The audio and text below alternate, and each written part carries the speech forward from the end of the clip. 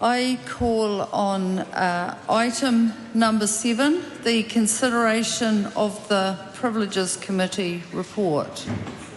Clerk, please.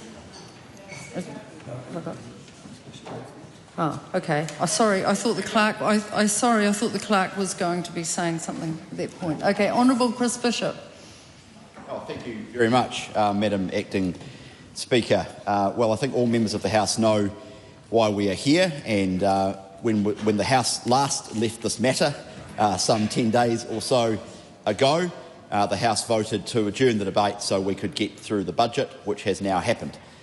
It is, I have to say, I think regrettable that not all members of Parliament cast a vote in relation to the budget. As I noted publicly at the time, and as we adjourned the debate on this issue,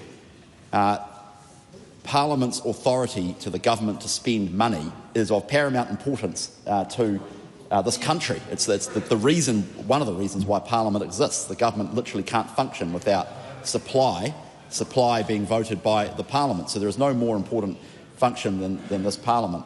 And unfortunately, some members of Parliament chose not to even exercise a vote in relation to the budget, including members for whom the debate was specifically extended so that they could cast a vote. Well, the member says get on with it, and that would be the only remarks I wish to make. That would be the only remarks I wish to make in the House today. I think the Honourable Judith Collins, the member leading the Privileges Committee, has canvassed the issues that are before the House quite adroitly. We've heard from the Leader of the Opposition in relation to their perspectives. My view would be to encourage the Parliament to deal with this issue today. My view is that New Zealanders are over this debate. New Zealanders want the country to be focused on what Parliament is there for, which is to debate the big issues facing the country. So my strong encouragement to members from the other side of the Parliament who have at various points, it's varied a bit to be fair, but at various points have indicated that they will have an elongated debate. That is a choice over to them, but my encouragement would be for everybody to finish this debate today, have a robust debate, but let's end this issue once and for all, deal with the issue and get back to the major issues facing this country. Honourable Dr Duncan Webb, just before I call the Honourable Doctor, I'm just going to ask that, look, this has been a process, and I would just call for some respect in the House this afternoon, and to make sure that we are focused on the Privileges Committee report and the events surrounding that, and let's actually just show respect outside of that. So, Honourable Dr Duncan Webb. Tēnā koe te mana whakawā. Madam Speaker, the Privileges Committee is one of the most senior committees of this House, and it's usually bipartisan, and it almost always presents a unanimous report. And it's actually really unfortunate that that's not the case today. The Labor Party doesn't support the recommendations of the committee as to sanction. The proposed sanctions of 7 days and 21 days are disproportionate, unprecedented and vindictive. I think it's really important to put on the record why we concluded that whilst there was a contempt of the House, we can't agree with the sanctions proposed by the majority. The facts are well known. Many were present in the House for the incident where the members concerned performed a haka while the vote was being tallied on the principles of the Treaty of Waitangi Bill. We're all familiar with the haka. It's a well understood ritual, and in this case it was energetic and it was theatrical. It's intended to express things like anger, challenge or endurance over adversity. But at its heart it was a performance. There was never any suggestion of physical violence. It was never remotely likely. And it's well known that those three members chose not to attend the Privileges Committee or provide any explanation. They weren't required to attend the committee. They were not called to attend and therefore did not have to. Whilst they can't claim credit for cooperation, nor can they say they were denied an opportunity to explain. Neither can they be punished. It appears that some members of the committee may feel affronted that members didn't come to the committee when they were invited. They may even consider that the members were defiant in not attending. However, they were not required to attend. This is no justification for the imposition of a punishment which is disproportionate and arbitrary. Look, this place is noisy and sometimes chaotic. But it is the preeminent lawmaking body. And when we make a decision, we do it by vote. And that is what was disrupted. And it's clear that Standing Order 417 says that obstructing the House in the performance of its duties will amount to a contempt. So the finding of contempt was inevitable. But as a matter of first principle, we consider that a suspension of 3 weeks for Mr Waititi and Ms Ngarewa-Packer and 7 days for Ms Rawiri Maipi-Clarke to be inconsistent with the fundamental nature of this democracy. These people have been elected to speak in this House for their constituency. It's their right to speak, and it is the right of their constituency to be spoken for. It is such an important step to suspend a member. We're not going to be able to have a debate if we're going to shout over one another. Thank you, Madam Chair. Secondly, it's really important we take consistent approaches across different privilege committee decisions. This decision is wildly out of step with any other decision of the Privileges Committee. Robert Muldoon was suspended for 3 days for issuing a press statement which criticised the Speaker. Jonathan Hunt was suspended for 1 day for criticising the Speaker in a radio interview. That demonstrates how truly extraordinary this 7 and 21-day suspensions are. There have been examples in this House of current members. In 2023, Tim van der Molen was found to have committed a contempt when he actually threatened a member. In that case, Mr van der Molen stood next to the chair of a select committee at the conclusion of a committee and told him to stand up. The committee found there was an objectively threatening element to Mr van der Molen's behaviour, and that impeded the member in the conduct of his duty. That was a contempt, and Mr van der Molen was told to apologise. Now, finding a contempt is a serious matter, and it's appropriate that he apologise to the House, but there was no suspension there. In this case, even if it wasn't intimidation, and it's not accepted there was, that is how it should be treated with, not by a very large suspension. And of course, there's Ms Genta's case where she moved across this House and spoke in a loud fashion to Mr Ducey and waved the document in front of him. Again, a contempt, but only asked to apologise. That shows that the decision of this committee, of the Privileges Committee, its recommendation is absolutely out of order. And in the case of Ms Maipi-Clarke, only a modest allowance has been made for the fact she has already been suspended for a day. She's a relatively junior MP, and she has already spoken to the Speaker and expressed contrition. Now, there's no rule against double jeopardy, but it is wildly disproportionate to impose another 7 days. We cannot see any defensible justification for the conclusion of the majority of the committee. And finally, the clerk provided some very important advice and observations to the committee. Firstly, the clerk said in his advice, this would be a very substantial change to the House's practice, recognising it would be a radical departure from what had gone before.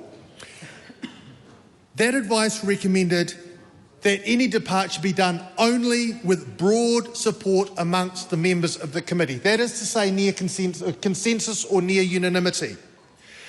And that any massive shift would appear arbitrary. It also suggested that a very clear rationale should be provided if that decision was to be taken. None of that advice was taken. Not one piece of that advice was taken by the majority of the committee. The majority view is partisan, arbitrary, vindictive and wildly out of step with previous decisions of the committee. And that was done with a bare majority. Given the status of the Privileges Committee and the importance of its decisions in keeping order in this House, it is deeply regrettable. That decision should be disregarded by this House and by future Privileges Committee. There is an amendment on the table, and I urge members around the chamber to adopt that amendment, impose a sanction which is reasonable and proportionate, and put aside personal prejudice. Taku Te Whereas. E te iwi Māori, tēnā tātou. Tēnā koe te pika. I rise to speak to and for the Māori people. We've had our culture suppressed by acts of violence, acts of war and brutality, and acts of parliament for far, far too long. I rise to speak for all of the generations of te iwi Māori that have gone before us, and for all of the generations of te iwi Māori that will come after us, to reassure them that the taonga tuku iho, our taonga tuku iho, the treasured intellectual and spiritual taonga of our ancestors will never be silenced. That the mana of those taonga will never be diminished, not by ignorance or bigotry, nor pettiness or spite. That the enduring heartbeat of our tipuna that pulses in the manawataki of every haka their descendants perform will never be stopped. E te iwi, when we stand to haka together, our tipuna hear us, as do our mokopuna. For the haka is the symbol of a noble people. E ki ana te kōrero, ko te haka he tohu whenua rangatira. The haka is a symbol of a chiefly land. The haka is a symbol of humanity. And its raw human connection is the irresistible allure that draws people to it from every corner of the world. It is the epitome of the superpower of being Māori. Let me now address the root cause of this debate. This debate is not about a haka. It is not about a suspension. It's not about the interruption of a vote. It is, at its heart, about the fact that this House continues to ignore Te Tiriti o Waitangi. That this House continues to ignore Māori sovereignty. And that this House continues to ignore all of the constitutional rights that flow forth from those two things. The fact of the matter is simple. Without Māori sovereignty, there is no Te Tiriti o Waitangi. Without Te Tiriti o Waitangi, there is no constitutional right for the presence of the Crown in this part of the world. And without the constitutional right, there is no Parliament. Therefore, I say to this House, you can only keep your head buried in the colonial sands of time for so long. And by the way, high tide is fast approaching. You see, deep down, under layers and layers of intergenerationally refined colonisation and assimilation, this debate is about the eternal struggle for the survival of the Māori people and the survival of those people as Māori. Tēnā koe koro. Te kākano I ruia mai I rangi Aotea. This debate is about the relentless onslaught and imposition of colonial dominance, the endless lauding of European cultural superiority, all premised on the falsehood of Māori inferiority. In the darkest recesses of its heart, this is what this debate is truly about. And after 185 years of waiting, te iwi Māori declare today that enough is enough. Kārahi, kārahi, kua rahi. Unprecedented punishment was the headline. But the punishment is not without precedent. Only weeks ago, the Privileges Committee passed another judgment on the fourth participant in this haka party incident, who also left their seat, who also actively aided the interruption of the voting process, who also stepped out onto the hallowed grounds of the debating chamber, who also failed to return to their seat when the Speaker was on his feet. Yet the punishment handed down did not include suspension, did not include censorship or any form of financial penalty. You see, indeed, there was a clear precedent set.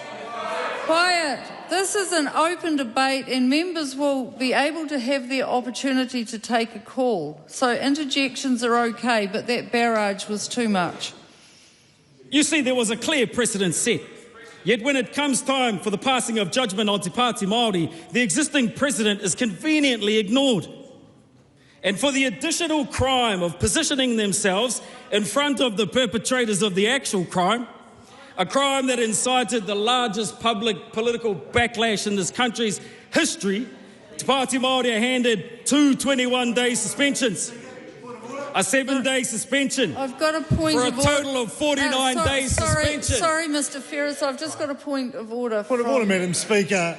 I think while this is a free debate, frank exchange of ideas, I think it's incredibly unhelpful to the order of the House for that member to accuse other members of having committed crimes. And I would ask you to consider whether that member should withdraw and apologise for that comment. It's likely to bring the House into disorder. There was no accusation to any specific member of this House that I saw. Madam Speaker, speaking to the point of order, I'd just like to...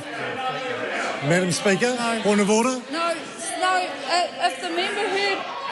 Stop, order. If the member heard something that I didn't hear, he's free to come and talk to me about it. In the meantime, Mr. Ferris can carry on. Tēnā koe te pika. 49 days of suspension, censure and financial penalty. 49. Let me remind the public that the fourth participant in this very same haka received no suspension, no censure, no financial penalty whatsoever. You see, a sentence with no logic, framework or explanation is not a sentence at all. It is, in fact, an act of retribution. And when retribution is involved, that is not upholding justice. That is the rearing up of the ugly, insidious, heinous face of racism in all of its guises against Māori and Aotearoa in 2025. I have to ask the whole country, the public who are watching, no doubt, is this really us? Is this really us in 2025, Aotearoa, New Zealand? Is it really? So again, I say enough is enough.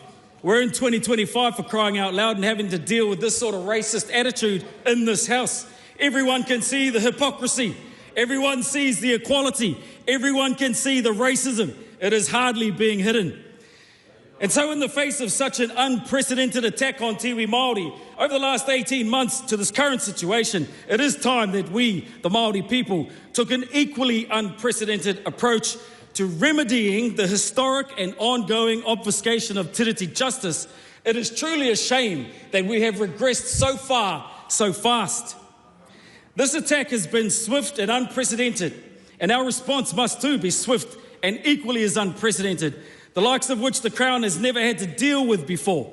E te iwi, there are many tools available to us, international tools, to employ in balancing and rebalancing, as the case may be, of treaty-based relationships across the world. These tools include the right of retortion, of reprisal, and even retaliation. Retortion is the right of any partner to a treaty to suspend their ongoing consent to that treaty for the ongoing failure of the other party to uphold their treaty obligations. And after 185 years, we say enough is truly enough. Ka rahi, kua rahi. E te iwi Māori, we are more powerful than we know. We are not the helpless victims in a story of colonial domination.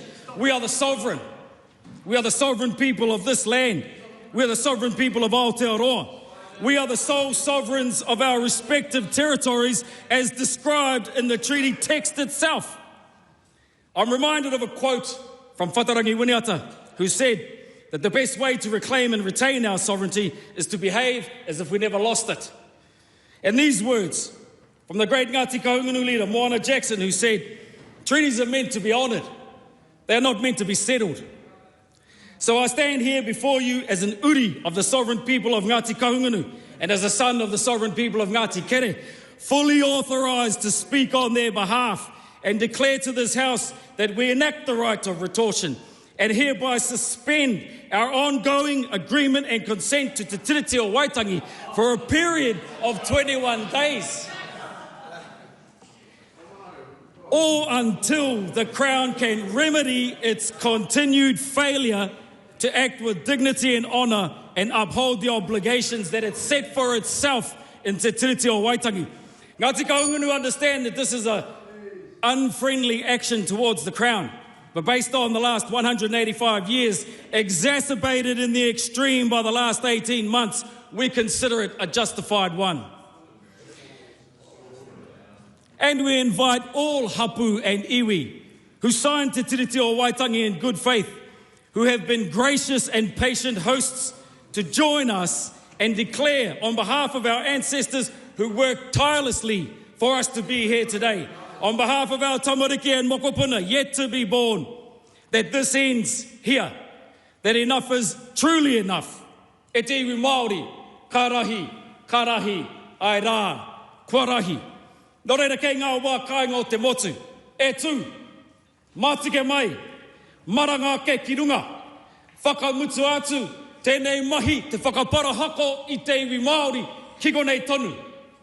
Kia kaua e pā kia, ki notia, ki runga anō, ki tētahi whakatipuranga o te iwi Māori, haere ake nei, e te iwi Māori, maranga mai ki runga, kei te pika, tēnā koe, tēnā tātou, kei raro, e heke ana. Madam Speaker. Dr. Pamjit Pama. Thank you, Madam Speaker. Madam Speaker, I rise to endorse the recommendations made by the Privileges Committee. As a member of the Privileges Committee, I can say, Madam Speaker, that the Privileges Committee gave thorough consideration to the question of privilege that was referred to the Privileges Committee towards the end of last year. Madam Speaker, the incident relates to the question of privilege that actually rose after the incident that happened on 14th of November 2024 in the House. This was after the first reading debate on the principles of the Treaty of Waitangi Bill, and it was when the vote was being called for. And when the Te Pāti Māori party stood up to cast its vote, Mr. Speaker, at that point, Hana-Rawhiti Maipi-Clarke, after casting its vote, started doing haka. And Mr. Speaker, the speaker in the chair at that time stopped her from doing that, but she didn't stop, but instead she stepped onto the chamber floor and proceeded towards ACT Party members. And as she proceeded towards ACT Party members, the speaker rose on his feet. And still that didn't make any difference. And in the meantime, two other members of the party, Te Pāti Māori Party, Debbie Ngarewa-Packer and Rawiri Waititi, they also left their seats and joined Ms. Maipi-Clarke. And they faced towards ACT Party members. And in that haka, Mr. Speaker, in that haka, Ms. Ngarewa-Packer made hand gestures similar to a finger gun.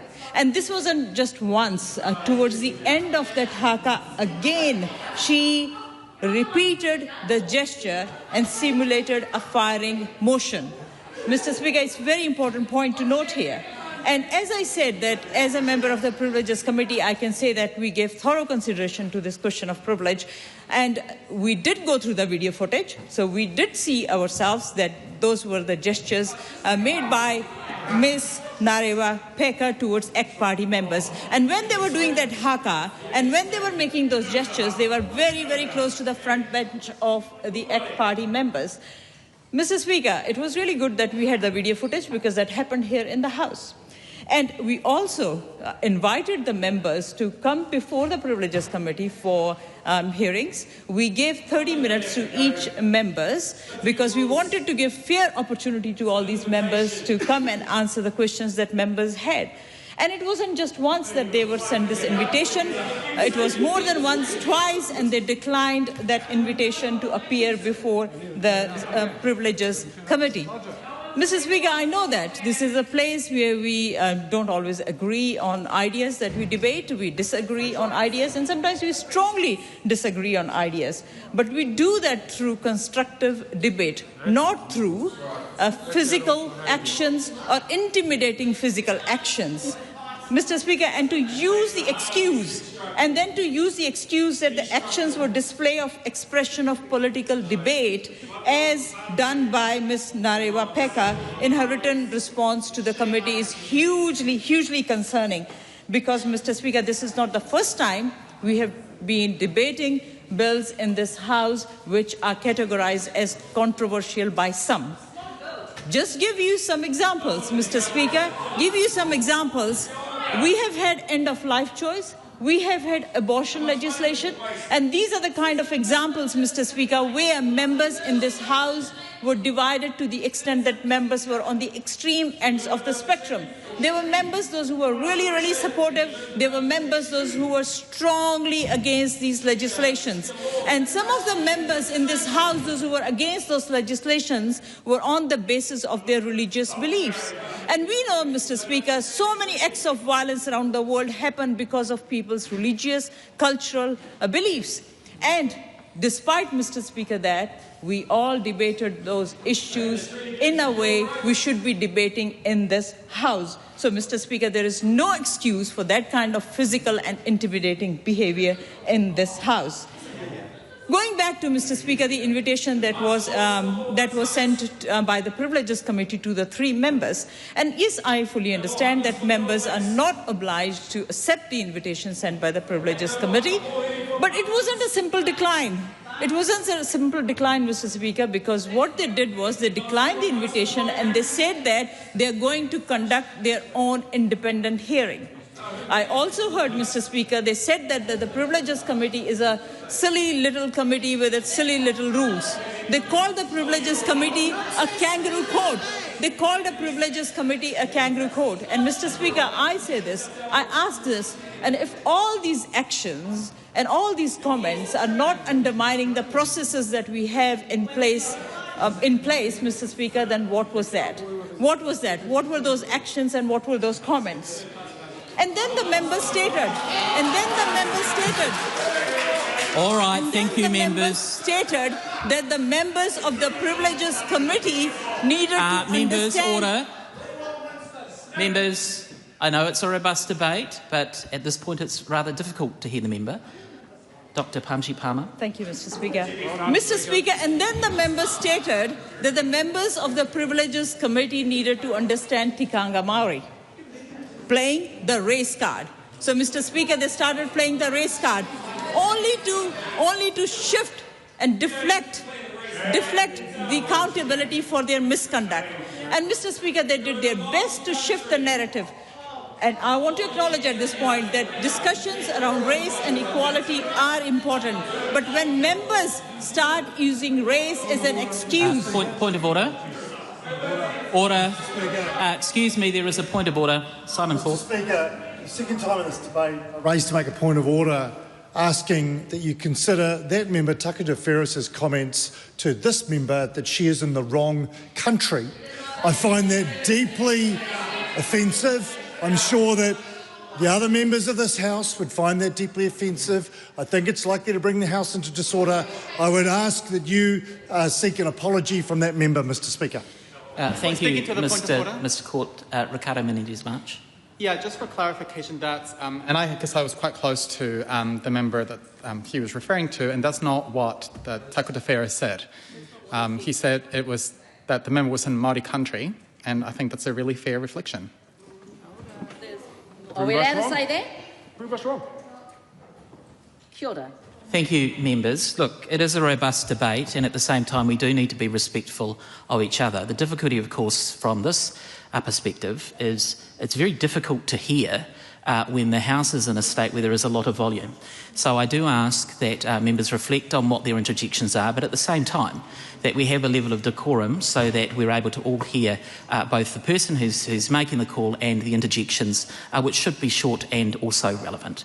Dr. Pāmji Pāma. Thank you, Mr. Speaker. So, Mr. Speaker, I was saying that by playing the race card, they have been trying to shift the narrative. Mr. Speaker, I want to acknowledge that discussions around race and equality are important, but when members of Parliament start using race as an excuse, that is damaging. That is embarrassing for the communities. And that's why, Mr. Speaker, I also strongly reject what Maori Party said in their written response, and that was that the appropriate or inappropriate use of haka, point of order. including whether The member will resume his seat. We have a point of order. Tāku te whereas. One of the simplest understandings of Te Tiriti o Waitangi that this House should know is that it has nothing to do with race. Thank you, Mr. Ferris. That is a order. Mr. Speaker. No, I can deal with this myself. Thank you, Mr. Court. That is not a point of order. That is a matter that could be raised in debate. I invite Dr. Palmer to resume her speech. Thank you, Mr. Speaker. Mr. Speaker, and that's why I strongly reject the assertion which was made by the Maori Party in their written response, saying that the appropriateness or inappropriateness of haka, including whether the expression of haka amounts to intimidation, should be actually decided by a Maori expert. Why, Mr. Speaker? Te Pāti Māori Party is part of this democratically elected parliament. They get all their entitlements according to the rules of this parliament. So when it comes to misconduct, Mr. Speaker, how can we have different standards for them? Mr. Speaker, if we start applying different standards to members of parliament on the basis of their ethnicity, on the basis of their cultural beliefs, Mr. Speaker, we will have double standards in this House, and that is not going to be acceptable. Mr. Speaker, displaying reckless behavior and then playing the race card is concerning. Displaying disorderly behavior and then taking pride in that is hugely concerning. The members there should look around and see that this House is made up of members, those who come from so many different cultural backgrounds, ethnic backgrounds. We all don't look the same. And that doesn't mean we start using our cultural beliefs, our ethnicity to justify misconduct in this House. Mr. Speaker, finally, I want to say this, Mr. Speaker, this was not about haka per se. I want to repeat this. This was not about haka per se. This was about the timing. This was about the manner. This was about the disorderly behavior. This was about those hand gestures simulating a firing motion. And, Mr. Speaker, the recommendations made by the Privileges Committee do justice to what happened in the House, and they reflect the seriousness of the matter. Anything less would have diluted the seriousness of that matter. And I do not understand, Mr. Speaker, despite the race card being played, I do not understand this, Mr. Speaker, despite the race card being played, how accountability can be interpreted differently. How accountability can be interpreted differently. And that's why, Mr. Speaker, I commend the recommendations made by the Privileges Committee to the House. Thank you. Okay. The Honourable Marama Davidson. Thank you, Mr. Speaker. I move that all the words after the first instance of the word that be replaced with Hana-Rawhiti Maipi-Clarke, Debbie Ngarewa-Packer and Rawiri Waititi be censured by the House for acting in a manner that could have the effect of intimidating a member of the House in the discharge of their duty. Mr. Speaker, it is right that this House interrogate the findings of the Privileges Committee concerning the conduct of MPs. We think this Parliament could lead the world in affirming how Indigenous MPs express ourselves in this House. To look at the cultural act that was performed in isolation of the injustice that led to the conduct is remiss of this House. It is our position that the Privileges Committee is being exploited to do the political bidding of government MPs, which is an approach we should all treat with disdain. The Green Party strongly opposes the suspension of Ms Ngarewa-Packer, Mr Waititi and Ms Maipi-Clarke as recommended by the committee. I invite the government parties to support my tabled amendments, which would instead remove suspension for all 3 MPs as a punishment and leave the penalty to censure. We would have preferred to pause the Privileges Committee proceedings while the newly established Tikanga Committee evaluates the incorporation of tikanga in Parliament. This would then allow the Privileges Committee to evaluate the conduct of MPs with any new standing orders that arise from this work. Mr. Speaker, There are critical weak points with the proposals in the committee report. Let's start with an assertion by the chair of the committee that the conduct had prevented the vote being taken, which was simply incorrect, as all parties had completed their vote. And yet the chair continued to state that inaccuracy. Now that in itself indicates some clutching to try and make the conduct seem worse than it actually was. Now, the ruling of 21 days suspension for the co-leaders, with the ruling of 7 days on top of 7 days already served by Ms Maipi-Clarke, is severe and unprecedented and completely out of proportion to the breach of standing orders, especially when the action is taken in full context. And we must highlight the full context if this debate is to draw any respect. In just one example, we have former Prime Minister Mr Muldoon committing some pretty full-on offences, also not turning up to the Privileges Committee, and even then only getting a 3-day suspension. Right. Just one of many examples of why this penalty does not fly. And the enduring democratic convention of the committee reaching consensus has been blown apart, with only the government members supporting. This makes these decisions blatantly partisan, something that this House should be passionately guarding against.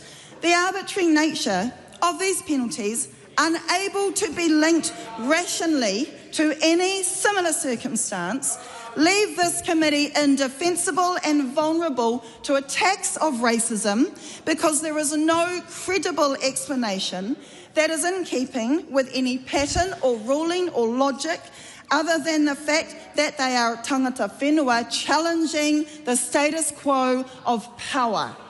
Now, the Clarkes provided a fulsome historical context of like rulings, both here and from around the world, along with advice on what would be in keeping with good practice. The committee have gone against the Clarkes' advice.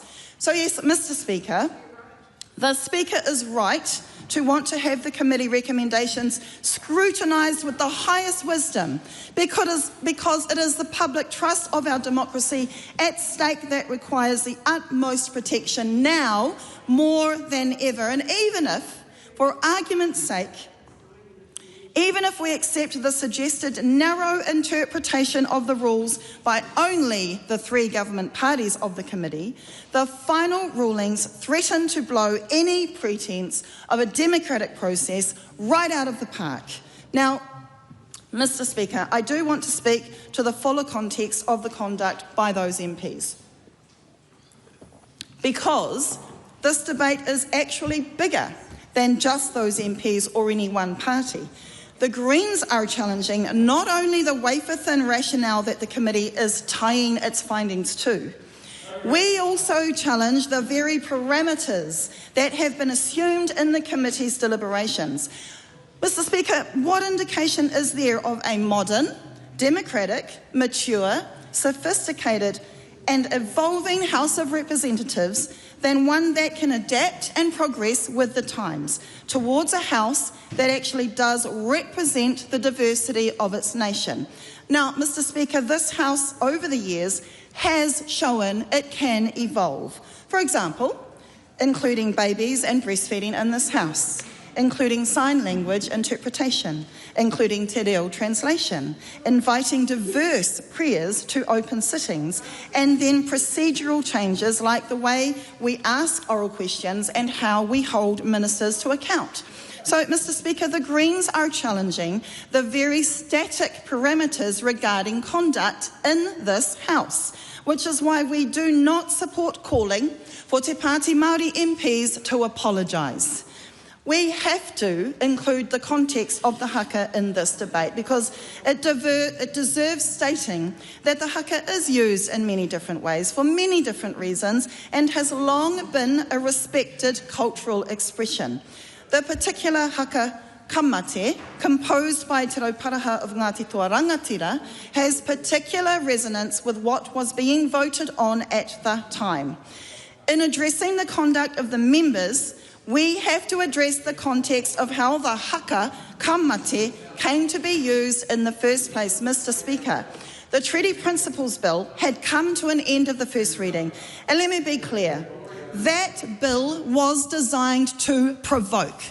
The bill attacked the generosity of Māori despite nearly 200 years of injustice against us. It threatened generations of fundamental relationships where Māori and non-Māori have worked so hard to only just start getting on the same page. It distributed disinformation and bad faith discussion that directly harms Māori. It was political violence trying to uproot the heart of our country. The very least it deserved was that passionate haka. And I notice, Mr. Speaker, that of my entire party, my seat is the only seat that has unimpeded clear access to the floor. I was unable to be in the House that day. I do know how to haka. I did mine in my backyard with a tino rangatiratanga flag. When those with assumed power think their privilege is under threat, there is a tendency to scream victim. One needn't feel intimidated by the power upholding te mana I te tiriti in the face of futile attempts to denigrate it.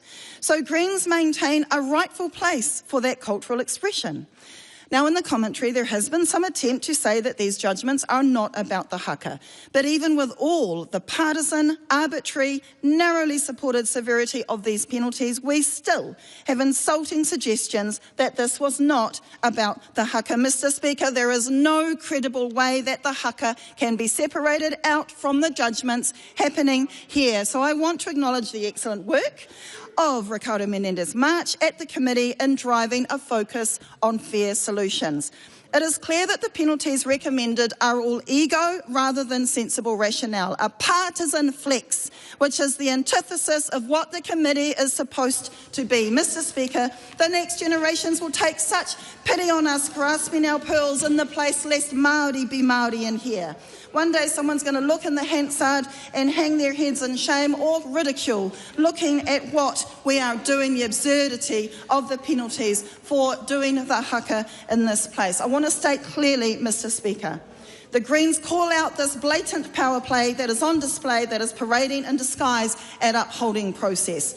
These dangerously precedent-setting, convention-destroying, consensus-ignoring, tiriti trampling, racism whistling, democracy-mocking, narrowly supported recommendations from the Privileges Committee bring this House into more disrepute than any haka ever has.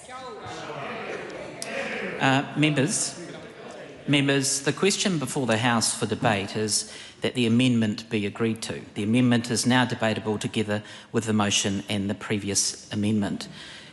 Before I take the next call, I do need to refer members to Speaker's Ruling 30/5, which indicates that any member who is seeking a call must do so from a seat allocated to their party. So I invite any member who wishes to do so. Before you make that decision, I'm standing in for the Prime Minister today and I'm sitting in the right seat. Yes, I haven't given a call yet. Well, just in case you're going to make a mistake, I can tell you now. Right, we'll move on to the next call. Thank you. The Right Honourable Winston Peters. Can I begin, first of all, by passing on my condolences to Edwin Perry and his family, a former Maori, an MP for New Zealand First, with a very proud tradition of representing his country as did his parents. The second thing I want to say is, if you've just heard two speeches, one from Te Pāti Māori and one from the Green Party, you can see that there is no sincerity in what they're saying, because their speech had to be written for them. They came down there, not in a Māori way, just read out the drivel and thought it would be acceptable. And of course he never stopped. Having had the first 2 minutes, he's never shut up ever since. Had the first 10 minutes, never shut up ever since. And as for the last speech from the Green Party, it can tell you why it is that for 53 years, since 1972 under the guise of the Value Party, they have never, ever been in Cabinet. And they never will be. 53 years, never made it in Cabinet, and you can see why. Now, can I just say very clearly, Section Standing Order 417 was about a haka occurring as the votes were being counted. That's the chronology. As the Green representative said, she's entirely wrong. Go and look at the Hansard, it's all there. The second thing is, countless people have done haka in this parliament. Countless people have done haka in this parliament. Now, before your time, sunshine, you're going to be here gone tomorrow. I've seen your type. Come. No one will remember you very shortly. But here he goes. But he's got a motor mouth. You know, he's the only guy I know who can eat a banana sideways. There he is. But where he goes, he doesn't want to... We all heard him in silence, but no, off he goes. Now, haka have been done countless times in this parliament, but after first consulting the Speaker so that the House and its timing is not disrupted. That's what happened here. There was no attempt whatsoever. Worse still, they told the media they're going to do it and didn't tell the Speaker, did they? That's the truth, isn't it? Or am I hearing in denial? No, I'm not. That's the way they think they can behave. The Maori Party are a bunch of extremists, and Middle New Zealand and the Maori world has had enough of them. In fact, in the last 24 hours, the one in the cowboy hat who hates colonialism, the one that's shouting down there with the scribbles on his face, the guy that's got half the South Island hanging on his neck. Point of order, Mr. Peters. There's a point of order. Tāku te whirus. E ai ki ngā tikanga o tēnei whare, ko te whakapara hako o te tangata kāre whakaingia. Ko tānei whakapara hako ai i tō mātou tū, mā te iwi Māori ia e whakawā i roto i ngā tau. Tēnā tātou. Personal reflection.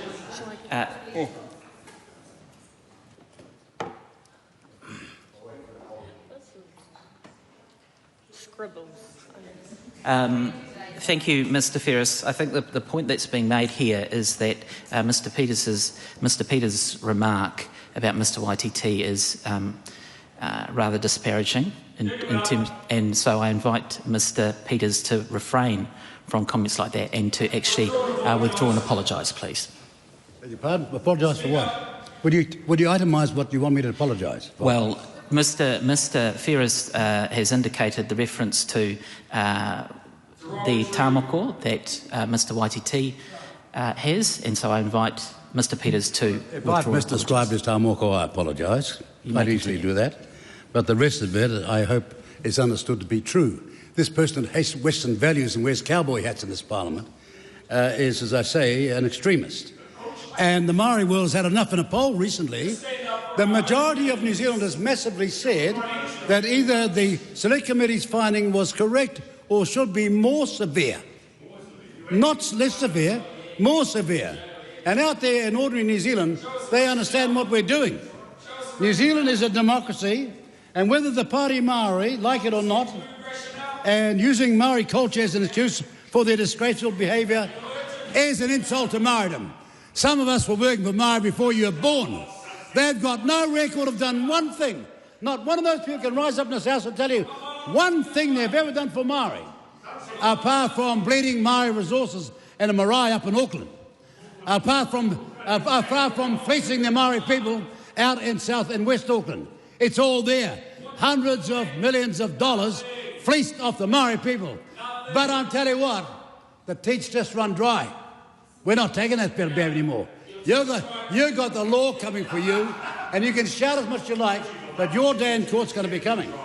No ordinary Maori or non-Maori should accept the behaviour or the intent of this party of absolute extremists, screaming out that everybody else in the parliament is here only by their behest.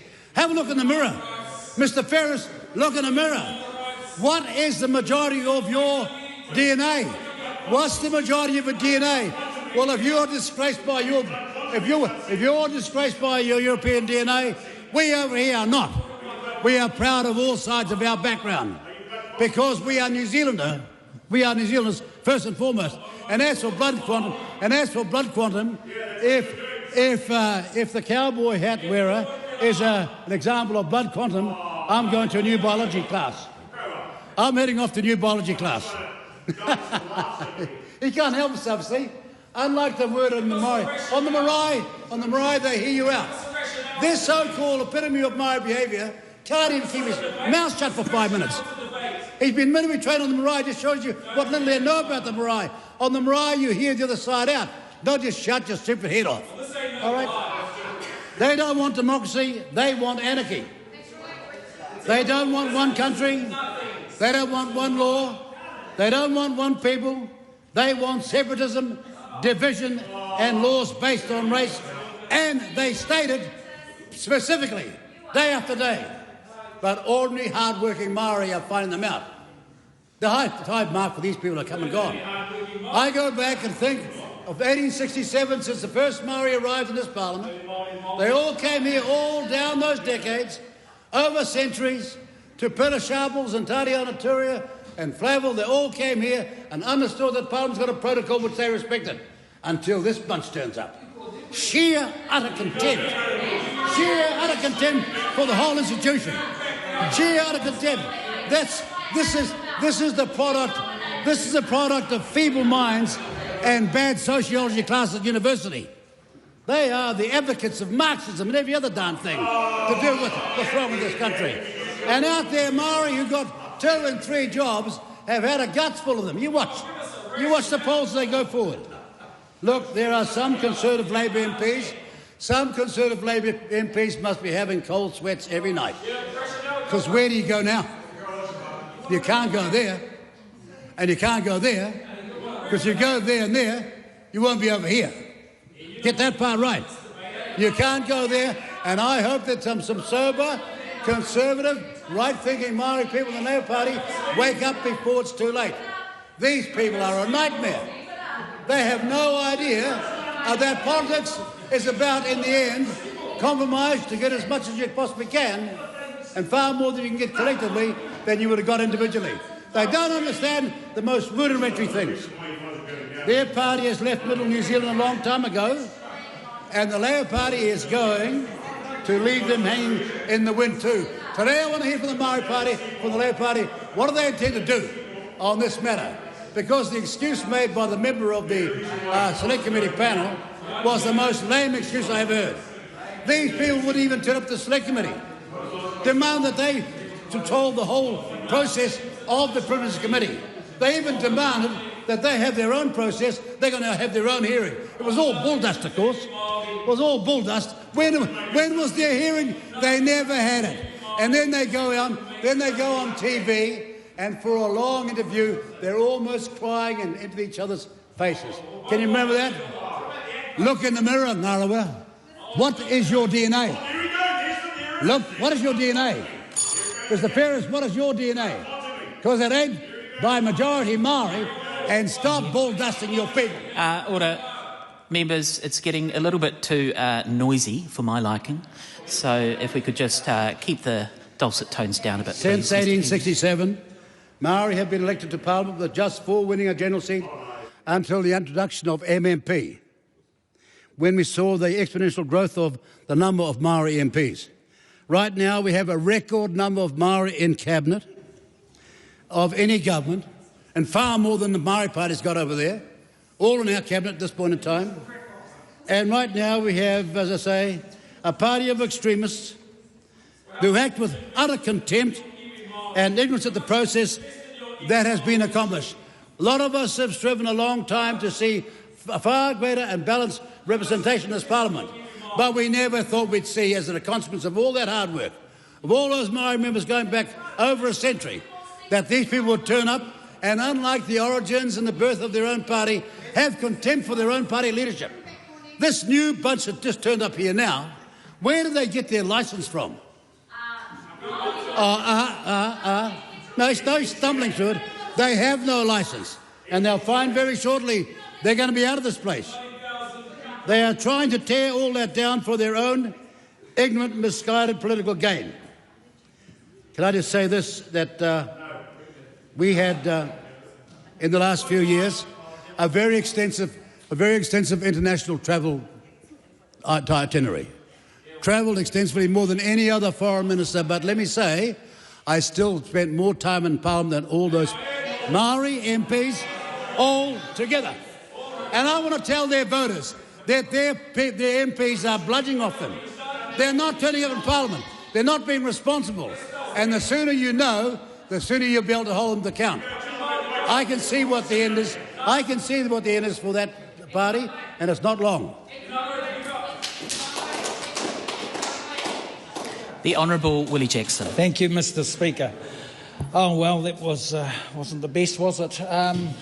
But tuatahi tautoko te poroporo aki kia Edwin Perry, he tangata ngā wari tangata pai no reire Edwin moi mai rā. Just wanted to support that mihi to Edwin Perry. Was a good man. He probably should have been a Labour man rather than a New Zealand First man. He supported us quite a lot, actually, Mr. Peters, so he will be sadly missed. It was very sad listening to that kōrero. I don't think we need it today, and I want to kick off, Mr. Speaker, by congratulating Te Pāti Māori.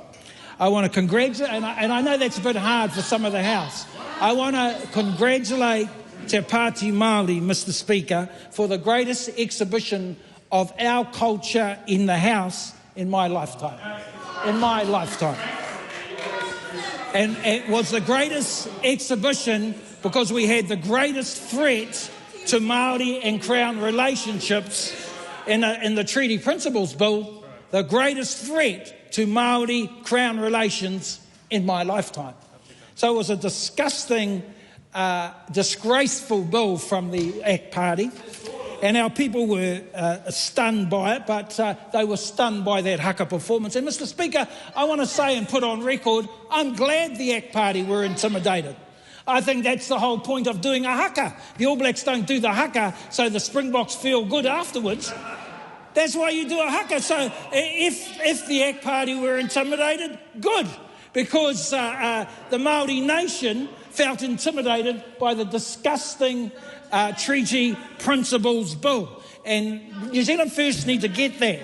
I want to mihi to Te Pāti Māori. I want to mihi to Hana Maipi, who will go down in history with 1 billion followers in terms of the internet. Well done. She was nearly going to be as famous as her nanny Hana, who presented the Māori language petition. So I want to mihi to Te Pāti Māori. Now I want to say to Te Pāti Māori, after all this kōrero today, you know I love you. You know I love you guys. You know I love you. But a little bit of compromise could help the situation. I know it's like, I get it, I get the tino rangatiratanga stuff, but a little, I know it better than anyone, but a little step back, you know, a sorry wouldn't go, you know, like, why not say sorry for Rawiri Waititi abusing the Privileges Committee? Why not say sorry for leaking stuff to social media? Why not say sorry for not turning up to the committee? I know it's hard to apologise, but I want to say to Te Pāti Māori, not every single Māori in the country supports you. And they don't support some of the strategy. They love you, I love you. But some of the stuff is not going down well. This is a tikanga Pākehā place. There ain't no tino rangatiratanga here. There ain't no tino rangatiratanga here. This is the centre and the celebration of the Westminster system. And I think our challenge, as you know, is that we have to imbue some of our Māori culture into the system. So we have to get a partnership going. And I don't think the kōrero so far is going to help with the partnership. You know, we have to get the House to embrace some of our values. And if we're being fair, Mr. Waititi, if we're being fair, over the last 20 years, various speakers have had a shot at it. Trevor Mallard had a shot at it. Jonathan Hunt had a shot at it. Lockwood Smith had a shot at it. Jerry Brownlee's trying to do it, and the best of them have been Adrian Rudolph. And the reality is, if you want to kōrero Māori, you can speak Māori all day and night. If you want to sing, if you want to do the haka, you can do all of that. Is it enough? No, it's not enough. It's not enough. But in terms of tikanga Pākehā, I think we have to accept that that's the reality of this place. Our challenge is to get the House, Mr. Speaker, to to embrace us as a partner. And that just hasn't happened. That hasn't happened enough. But the House is trying. And I say to Te Pāti Māori, there's people on the other side, they're not all Ku Klux Klan members, as I've heard mentioned in different speeches. Some of them are quite good. Some of them make an effort. And I don't think that we help the situation by saying everyone's a racist and everything is racist. I think we need to take the right strategy here. Mr. Ferris, my whanaunga. I think we have to, there's got to be a bit of concession, a bit of compromise, because there's good people all around the House who want to embrace some of our values. Look at some of the stuff we've done through the years. But yes, we've been under attack. We've been under a considerable attack over the last few months. But we've got to find a way through, a compromise. And that debate between yourselves and Winston Peters ain't going to help anyone. Ain't going to help anyone. Finally, Mr. Speaker, to the Privileges Committee, the recommended punishment cannot be. It is the worst punishment in the history of the New Zealand Parliament. Heck, we had an ACT MP saying the C word and the Speaker didn't say a word. Didn't say a word. We've had Rod Muldoon intimidating MPs. The magnificent Marilyn Waring used to come to this House vomiting. We've had homophobic attacks from Rod Muldoon. We had Penny Henare's relation out there, Tau Henare, losing a fight to Trevor Miller. So there's been disgraceful things that have happened in the House, and I think we need to find a way forward. I didn't mention Penny Henare. I want to mihi to him for what he did, and I think it'd be nice to take a leaf out of his book. I might not agree, but have a think about it. But I want to say, Mr. Speaker, the world is watching. The world is watching, and this type of punitive punishment will enshrine and entrench in world political commentators and certainly the Māori Party that this place is indeed racist. That there's no hope for this place. That's how bad that decision is. And I implore the Privileges Committee and this House to take on board the recommendation from Labour, which has been well considered and presented by our leader Chris Hipkins, by Duncan Webb, and that is that Hana Maipi has already served their sentence and give Rawiri, Waititi and Deb Ngarewa-Packer a day off, even though they don't think they should get 1 minute off. But I'd give them a day off. I think that sort of sanction is the best sanction. But to punish them how you are trying to do would entrench the view around the world that this place is absolutely racist. How can you punish our people like this when there's been so much abuse in the House, Mr. Speaker, over decades? There's been so much racism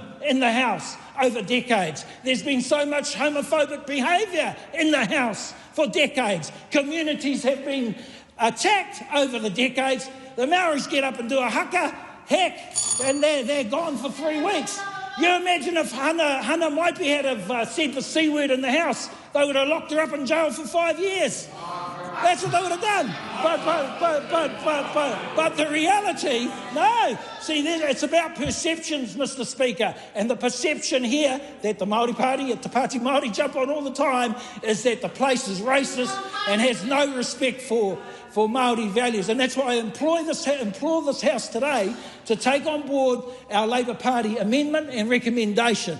I also ask the House today to consider Adrian Rurawhe as a chair for a tikanga committee that all MPs can work on as they work their way, as we work through our processes in terms of tikanga Māori and tikanga Pākehā, which is what this House is.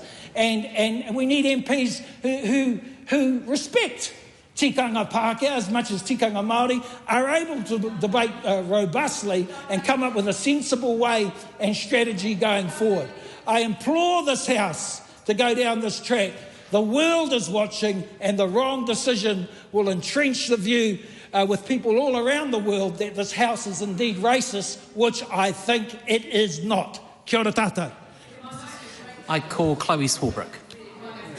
Mr. Speaker, this would be a joke if it wasn't so serious. And just to bring all of us back to the actual substance of the debate that we are having today, which I think that we lost with the Co-Deputy Prime Minister in his contribution earlier, what we are talking about and what we are debating as a House right now is a completely unprecedented punishment handed down by a committee that has operated in such an explicitly partisan way, departing substantially from the convention that this House is currently saying that it intends to try and uphold. So riddle me how we try and make sense of that logic. I also find it absolutely galling to hear effectively from members of the government all of the hand-wringing about the waste of this House's time that is this debate, when they are indeed the ones who forced this debate and indeed invited the Speaker to make the point that this should be a broad-reaching debate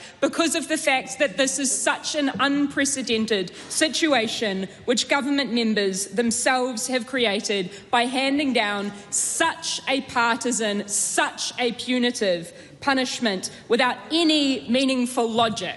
So, Madam Speaker, I say to members of the government, get an absolute grip. We have also heard from the so-called party of free speech that they intend to try and curtail the freedom of speech that is the expression of the law, that is the LORE, of this very land. And Madam Speaker, what we're debating today is also, I think it's really important to note, history-making, but not in a good way. It is history-making in the sense that the Privileges Committee have made their punitive, their partisan nonsense so utterly obvious, and this House has an opportunity to reject that. I just want to actually point to some of the comments that I've heard from the likes of our Prime Minister in the public sphere about how this has been a matter for the Privileges Committee solely to deal with. That is no longer the case. The fact that this is now on the floor of this House means that all 123 members of this Parliament are personally, directly responsible for whether this historical, punitive, partisan nonsense continues any further. To make that explicit, the Prime Minister, the Right Honourable Christopher Luxon, is personally responsible if his side of the House votes to continue and to move ahead with these punitive partisan punishments. Madam Speaker, as was alluded to by my co-leader, the Honourable Marama Davidson, the historical precedent for punishment and for suspension in this House is so far out of whack from what has been handed down by the Honourable Judith Collins and the Privileges Committee. The longest suspension previously was for 3 days for Rob Muldoon for comments that he made about the Speaker. We are talking about 3 days versus the 21 for each of the 2 Te Pāti Māori co-leaders and 7 for Hana-Rawhiti Maipi-Clarke, who has already been punished, Madam Speaker. This is ridiculous. And I also need to make the point, because we heard from the Co-Deputy Prime Minister earlier when he took his seat in the Prime Minister's chair, that when he was speaking about contempt and contempt for the House, I think it's really worthwhile to actually inform the House of the time that the last time, as I understand it, that the Privileges Committee did not make a consensus-based decision. And in fact, it was, and here I am reading explicitly from the Privileges Committee report back then, for the member, the Right Honourable Winston Peters, who knowingly provided false or misleading information on a pecuniary interest. That was the Right Honourable Winston Peters, who has the gall to stand up in this House and to talk about our code of conduct or the way in which we conduct ourselves and the standards that we set.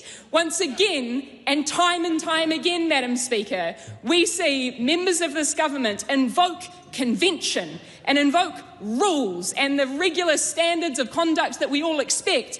But, Madam Speaker, we do not see those same rules apply to themselves or to their behaviour.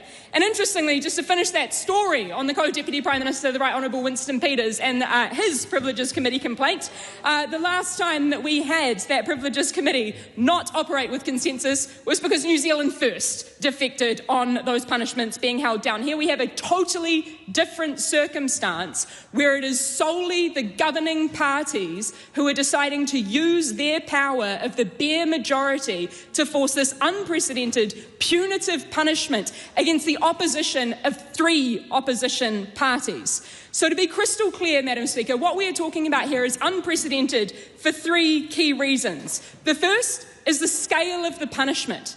It is plucked seemingly completely out of thin air. And it's fascinating to read through the report from the Privileges Committee, where they speak, for example, about how the committee needs to be guided by the precedents established by previous Privileges Committees, but then decides to hand down a punishment that is 7 times the worst punishment that the Privileges Committee has ever handed out before, without any explanatory rationale.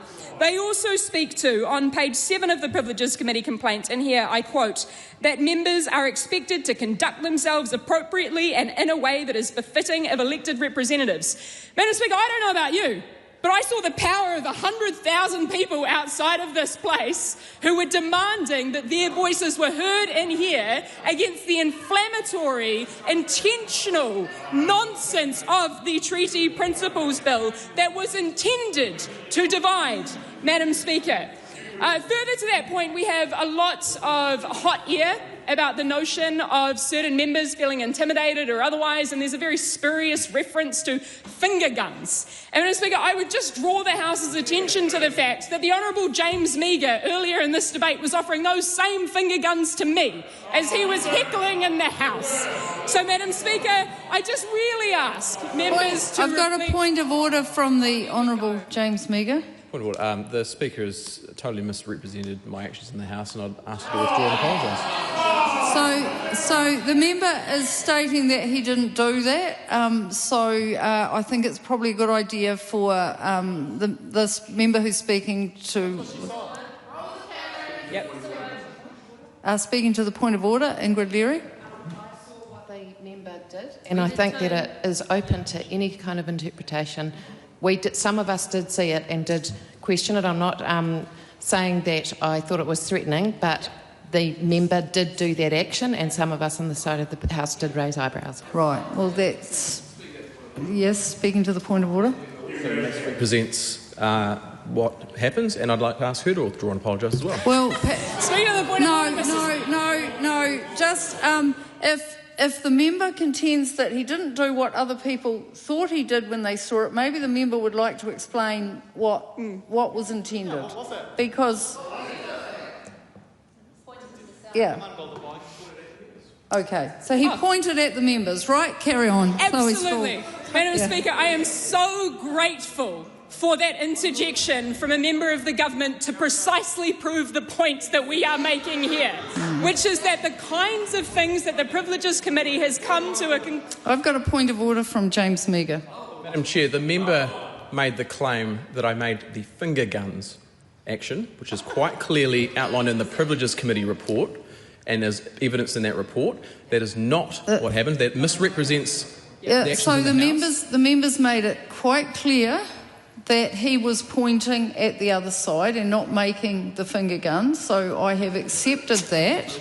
I think what I hear, the member who's working her way through her speech at the moment and has made reference to what we think we see sometimes may not be what was intended, and that is the point that the member's trying to make. So I accept that the Honourable James Meagher did not intend to make finger guns at people. Now, mihi nui, Madam Speaker, because I think that is indeed precisely the point, which is that when we have a tyranny of a bare majority deciding to interpret... Point of order, Jamie Arbuckle. Thank you. The member needs to withdraw and apologise. No, the member's making a point of principle and interpretation about what people think they see, and we've very much cleared up that the Honourable James Meagher did not do a finger gun, right? Carry on. Chloe Swarbrick, end of matter. Thank you, Madam Speaker. Indeed, the point is that the things that we do in this place, the points that we make, the directions that we point our fingers in are open to interpretation, and the spurious, punitive interpretation that the government members on the Privileges Committee have chosen to take without any meaningful evidence or rationale is unfair and deeply, deeply partisan. So, Madam Speaker, if I may continue on outlining that rationale of just how unprecedented this is, it is not only that the scale of the punishment has been plucked out of thin air, it is not only that this is so incredibly hyper-partisan and therefore dangerous in the precedent that it is setting, but I also think it's important to note the utter psychological warfare with which government members have decided to conduct themselves on this matter. On the day prior to the budget, we were all anticipating that we would be having this debate. And indeed, members of the government allowed for that debate for certain contributions from the chair of the committee and from the leader of the opposition, but then decided to, without any notice to anybody else in this House, to move to suspend the debate, ostensibly for charitable reasons. Madam Speaker, that rationale simply does not wash because, again, if you look at the rationale within the Privileges Committee report, this is all about partisanship and using the might and the power of the bare majority to ultimately bully. And we in the Green Party, along with our colleagues in the opposition, are proud to stand in opposition to that. Madam Speaker, just to make that again... That is a barrage. Points of order points of interjection are okay, but that's a barrage. If a government of the day can decide to pick a punishment out of thin air with next to no rationale or any meaningful historical precedent that they can point to, and to use their bare majority to force that punishment onto the opposition, Madam Speaker, we are in incredibly dangerous territory. That is not democracy, which members of this government so frequently cite as the ostensible aim of all of this legislation that they are ramming through at a rate of knots without any care for the convention or the rules that they say that they want to uphold. And I guess that's the point that I'm really getting to in all of this, Madam Speaker, is that no logic washes with this government. No evidence washes with this government. Indeed, the needs and the wants of the people outside of these halls of power, it does not wash with this government. And what we are left with at the end of the day is that it is crystal clear who they work for. And it is not the regular people of this country. Because, as they consistently show us, they have utter disdain for regular people's engagement and participation in the likes of our select committee processes. And in fact, at times, they'll refer to them as bots. Madam Speaker, the haka is celebrated by this place when it is convenient. But the haka is a challenge, it is a reflection, and it is the law of this land. Hana-Rawhiti Maipi-Clarke. E te pika. I have been silent on this kaupapa for a long time. It is now my time to speak. I came into this house to give voice to the voiceless. Is that the issue here? Is that the real intimidation here? Are our voices too loud for this house? Is that the reason why we are being silenced? Are our voices shaking the core foundation of this house? The house we had no voice in building. Our voices sent shockwaves of emotion to every nation throughout the world. Is this why we are being punished? I'm actually a quiet person by nature. But after being in this house for a year and a half, we have had no option but to voice the 100,000 who walked to Parliament, the 300,000 signatures, the 90,000 against the Treaty Principles Bill and the submissions. They were kept outside this house. And now that side of the house decides to remove us too. We will never be silenced and we will never be lost. I mean, this is ridiculous. We can't even do a haka and celebrate our culture at the Aotearoa Music Awards in peace. Since when did being proud of our culture make you racist? Taku patu, taku mana Māori motu hake. Taku patu, taku mana Māori motu hake. Taku tū, taku hikoi. Taku tū, taku hikoi. Kai hinga ue, kai mate aue. Kai hinga ue, kai mate aue. Taku rōpu haka. Taku kuini Māori. Kai taku ariki nui kuini ngā waihono I te pō. Te whare kāhui ariki whānui. Rire hau, pai marire. These words were the first words of a chant I made on the footsteps of Parliament, a year before making it into the doors of Parliament. My closing remarks were, Aotearoa New Zealand, are you ready? Clearly, the people were ready, just not one party and 8% of the country was not. Let's be real clear here. The issue is not our response to the problem. I will repeat that again. The issue is not our response to the problem. It was unruly, disorderly, uncivilised to bring in a treaty principles bill. It was a dishonourable vote. To make it very clear to the whole House and everyone listening, not even 24 hours after the Treaty Principles Bill reading, myself, our co-leaders and our mataro had a kanohi ki te kanohi hui with the Speaker. There were many kōrero stated in this hui. I said to the Speaker, I recognise that I disrupted the vote that he had to conduct that day. I took accountability, I apologised directly to the Speaker, accepted the consequences made that day, which was a 24-hour suspension, docked pay, and named, but I will not apologise for my actions. The ruling I was given that day encapsulated everything I did by inserting the words behaviour and actions. Which brings me to question, why am I even here? Why am I being punished twice 8 months later? Yet a member can swear at another member. A member of Cabinet can lay their hands on a staff member. A member can drive up the steps of Parliament. A member can swear in Parliament. Yet they weren't even given 5 minutes of suspension. But no, when we stand up for the country's foundational document, we get punished twice with the most severe consequences in the world. And that's actually a fact.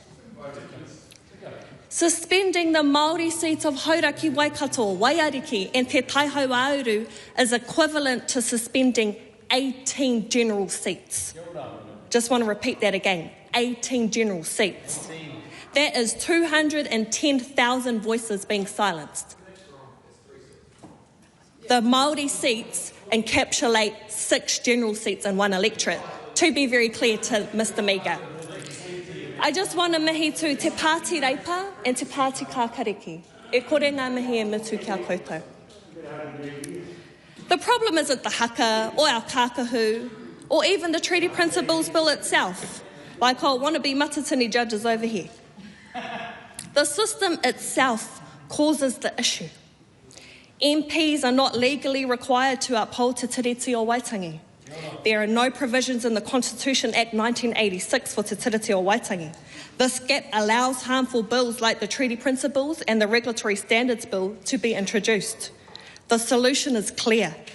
A legal duty for MPs to respect and protect Te Tiriti o Waitangi and a provision of Te Tiriti o Waitangi in the Constitution Act 1986. This is my member's bill that I introduced last week, or the last time we were supposed to get suspended. Taku ture tuatahi ka whakatau ki te whare miere. Members of Parliament's duty to uphold Te Tiriti o Waitangi legislation bill. Te pire mo te here ki Te Tiriti o Waitangi. Without this law in place, this is what's continuing to allow members of this House to silence the voiceless and slam the door on them. Nā ngā mema o tēnei whare e whakaiti ana I te tere ki Te Tiriti o Waitangi. Mā mātou koe e here, a haere ake nei te wā. This is not a country issue. This is an in-house issue. We have no option but to be the opposers and proposers at the same time and actually address the core problem that these systems represent, so that another generation doesn't have to come through these doors and be silenced. Look, Madam Speaker, we can have this debate for days. Actually, we have been for 185 years. And we're still debating on Te Reo Māori go stop signs. Get over it. The pathway forward has never been so clear. This isn't a left or right issue. This is getting the foundations right first to move forward as a country. And to move forward as a country, this House must recognise Te Tiriti o Waitangi in our Constitution Act. And members of this House must have a duty to uphold Te Tiriti o Waitangi. This House must acknowledge the laws of this land. I tore a bill that divided our country. I am now presenting a bill that honours our relationship as a country. In the words of our late King, let's keep pushing forward. While we are currently facing a storm, and there was a storm last night, there's no need to worry in this storm. We are stronger together, the wind in our sails of Te Pahitanga, and with that, we will reach our final destination. Tēnā rā tātou. Honourable Nicole McKee. Thank you, Madam Speaker. Madam Speaker, I'd like to start my contribution by thanking the Privileges Committee for their patience in coming to a decision on this matter, especially as it took them 6 months and various attempts in order to try and have all members who needed to speak at this being able to do so. Madam Speaker, this is not about the haka. It's not about the haka at all. It's about the rudeness and the disrespect that was given to this House, to the Speaker who sat in that chair, to all the elected colleagues around this House, and it's about the invasion on a process that we call democracy. That's what the Privileges complaint was about. And when I listen to what opposition members have said, you know, I've heard them talk about episodes where fights were taking place outside, where there were discretions with a Green member and a National Party member, where there were other discretions that happened in here. In fact, where a Labour Party member also stood and apologised to the House, stood in front of the Privileges Committee and listened to them. Even though he stood by what he did man up, turn up, and took respect of the House with him when he did it. When I listen to what is being said across the room, I'm hearing that there's no treaty without Māori, and that's correct. There is also no treaty without the Crown. And in this room, Madam Speaker, we are here as representatives of the Crown.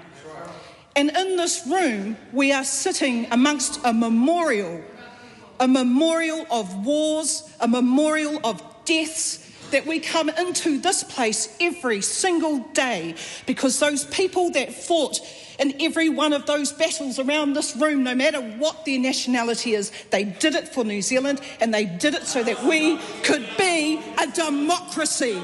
And a democracy is something that we should all be proud of. But it's not universal around this House, and there are excuses being made for bad behaviour.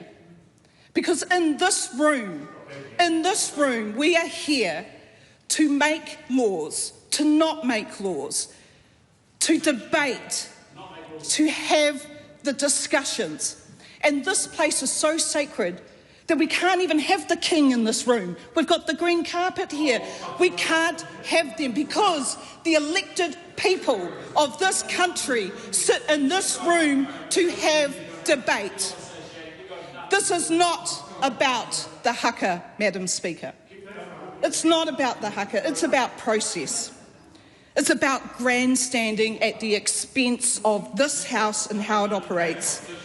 It's about just being ignorant and arrogant about how we do laws in New Zealand. You do not have to agree with every single law, but we do have a process when you do not. And when, well, tell us about the treaty part. What I would like to see from Te Pāti Māori is where we look to unify as a country, where we look to come together to find solutions. But we don't hear that from Te Pāti Māori. All we hear is aggression, all we hear is bullying, all we hear is yelling. And the other thing I'd like to point out, Madam Speaker, is that when it comes to these two-fingered guns, I sat there and had that pointed at me while I was told kino. Now, as a licensed firearm owner, Madam Speaker, if I were to do that to anybody, either in this house or out on the street, I would lose my licence. Why? Because I'd be deemed as no longer being fit and proper. I have just... They think it's funny, Madam Speaker. They think it's funny to point fingers and pretend to kill someone. Now, I don't. I take that quite seriously.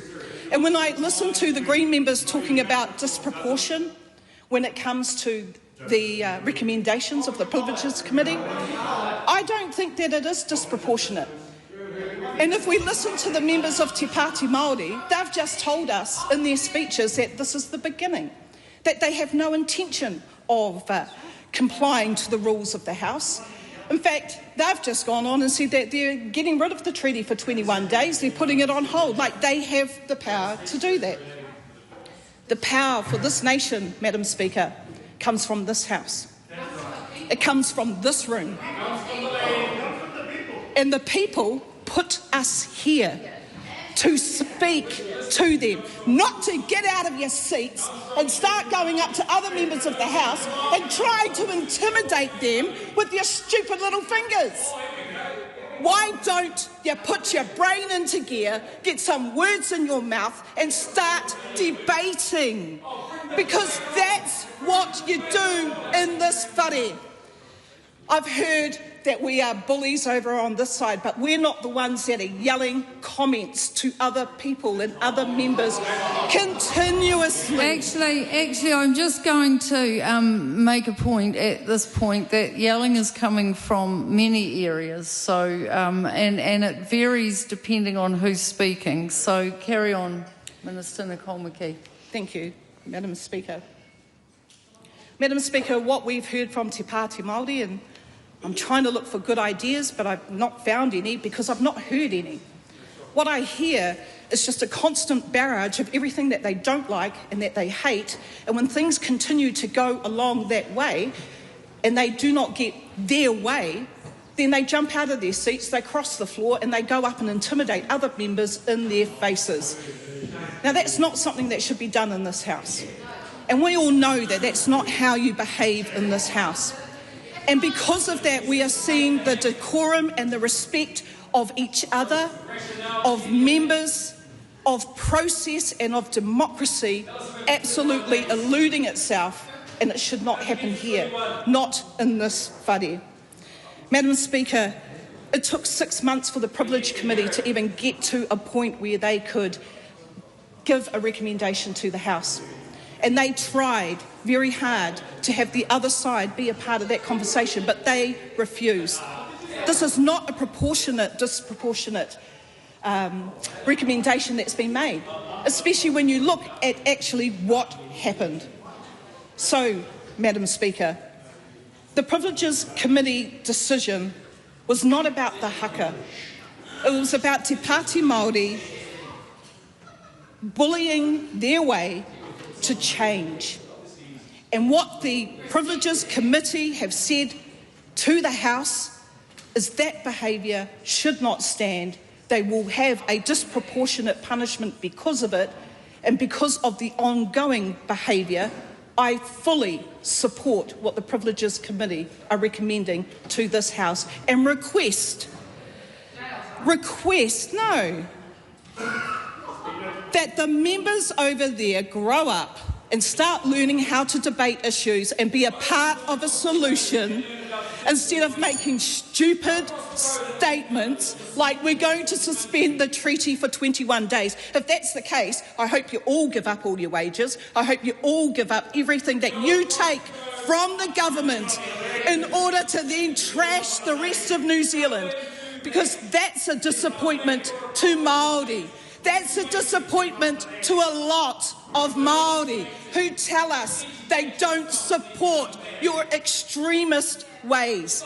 Utter contempt, not only for the treaty, but also for the process.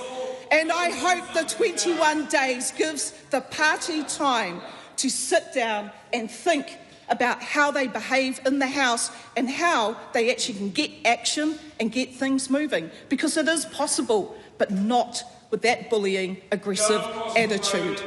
Thank you, Madam Speaker. The Right Honourable Adrian Rurawhai. Tēnā koe te māngai o te whare. I stand in support of the amendment moved in the name of the Right Honourable Chris Hipkins, and I do so for a number of reasons. Before I get to those, I just want to make a few comments, actually. Madam Speaker, there's no winners in this debate. That's right. Each party in this House might think that they're winning by talking to the people that support them. But there is no winners in this debate. None. Especially not this House. My colleague, the Honourable Duncan Webb, talked about the Privileges Committee being one of the most senior committees of Parliament. Let me say that again, a committee of Parliament. Not a committee of the government, a committee of Parliament that should be holding to account actions of members of Parliament as the Parliament, not as the government. It's demonstrably clear to me that it is the government that is punishing the members today, not the Parliament. Because if it was the Parliament, we would have support of every party in this House, like we have had many other times when members have been referred to the Privileges Committee. That is a dangerous precedent, and I'll tell you why. It's most dangerous for the future of the Privileges Committee. People need to calm down. Seriously, this is a serious matter. They should keep their interjections to themselves.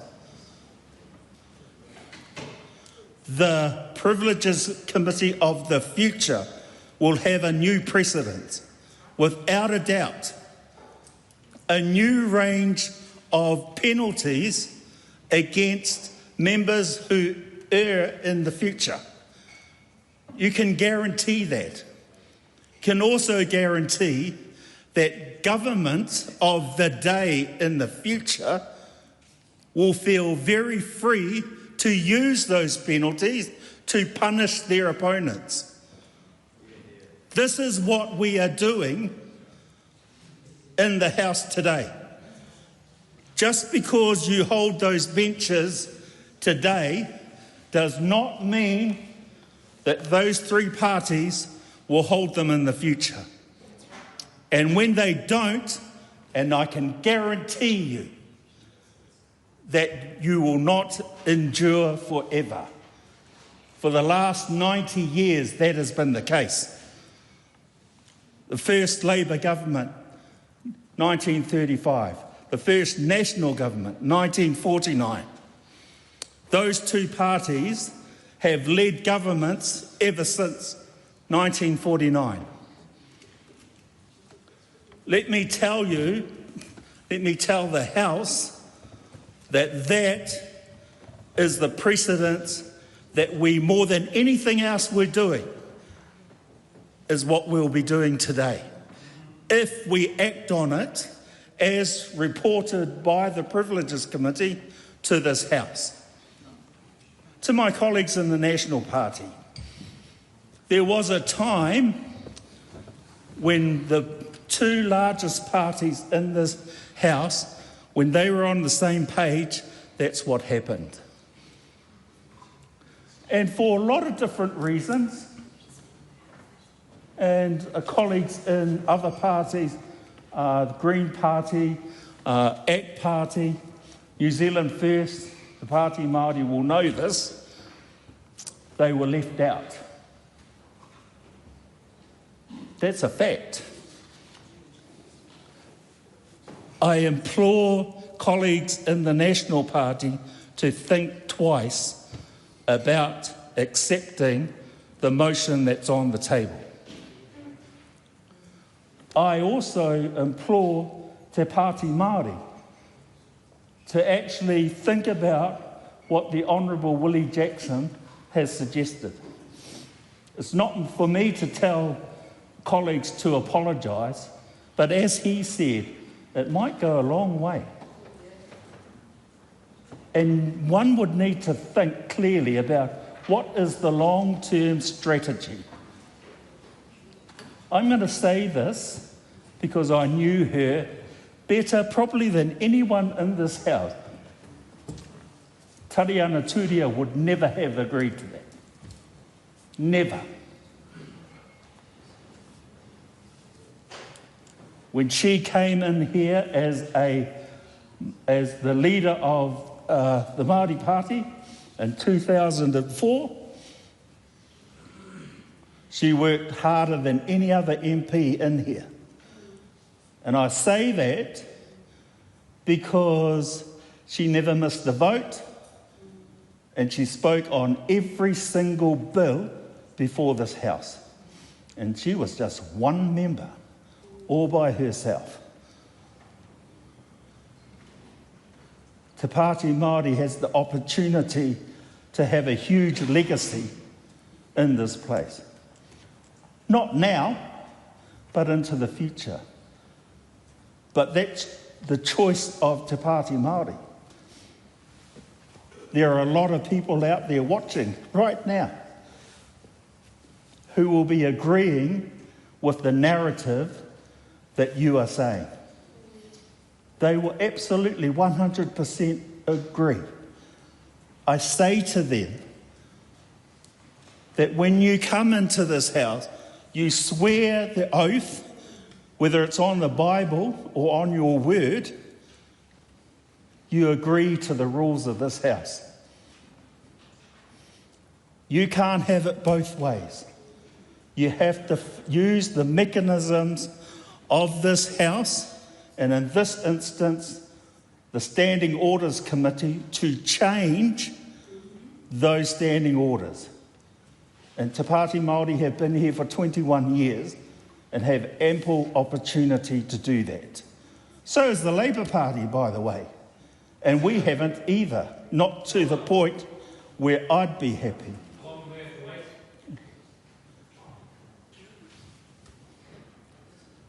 I'll answer that interjection. You're here, you're in this House. You have the opportunity to change it. Absolutely change it. You can't change it from not turning up for a vote in the House. That ain't going to change anything. Mr. Chair, Mr. Speaker,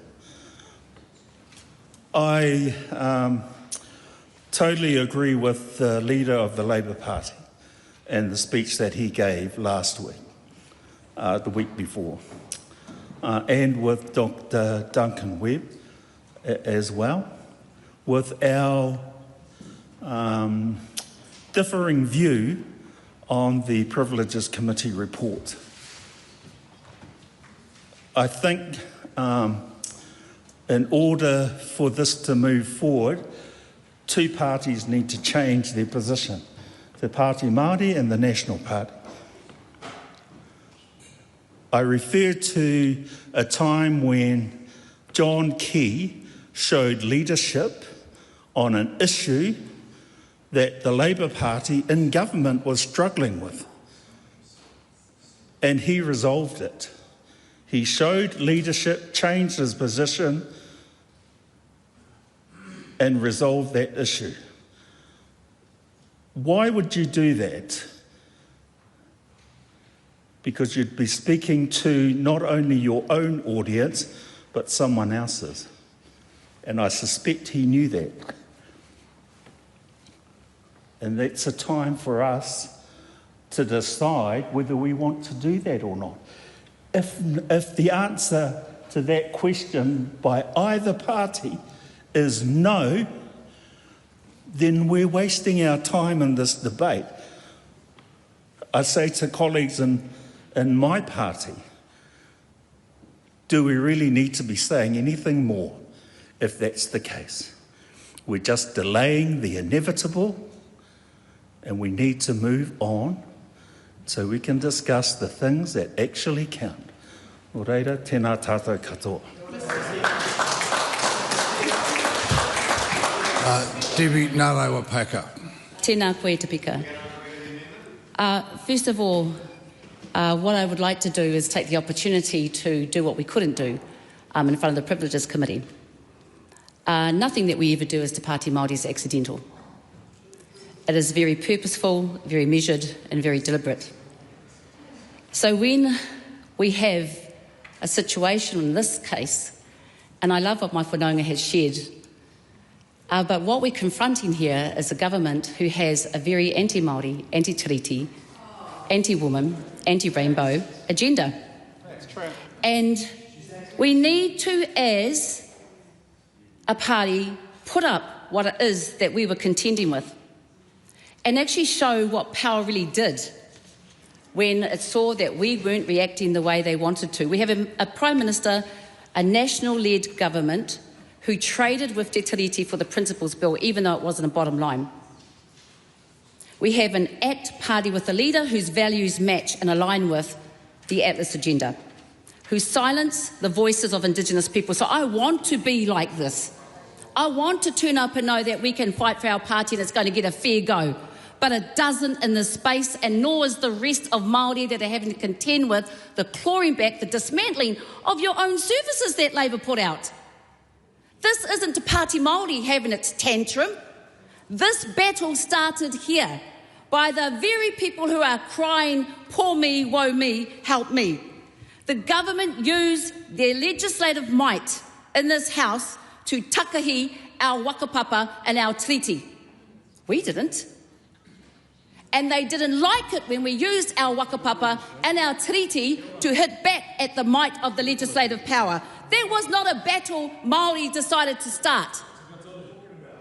This is not about disorder. This was just about us standing in our truth. And you can see the dynamics of Te Ao Māori, like everyone else. We don't agree on everything. But we have a generation coming through that I don't see in any other party, including Labour. And absolutely we've got our whaia that tell us we should be like this, but we've also got our rangatahi tapping at us saying, where am I fitting in this place? Where does Hana belong? You don't have that burden. You don't have that responsibility because none of you are bringing anyone else through. We were referred to a system and a committee that was already known and was already outspoken in its public opinions of Māori. And let me just bear with that. We had a committee made up, the Privileges Committee, who we referred to, who are public record of anti-Māori sentiments. Judith Collins, the chair, has called Māori health equity segregation and attacked Māori wards as undemocratic. Winston Peters, who questioned whether Māori are even Indigenous, mocking our identity and indeed our wakapapa. And Louise Lupton, who's busy penalising the poor. The truth is, the court of law would never have let this crowd through to predetermine and prejudge us because they would have been called a mistrial. They wouldn't have made it. So we have a government majority committee, and I agree with what my whanaunga said in Labour. The committee has lost its way. It is government agendaed, government driven. And we went in there knowing this bias. We went into that process knowing this bias. You can Google what I'm saying. No one had to be in Parliament to know this bias. We went in there, and so we asked Parliament to hear us. We asked for tikanga experts, denied. We asked that Hana-Rawhiti not face double jeopardy. We actually went and met with the Speaker, as she quite rightfully said, ignored.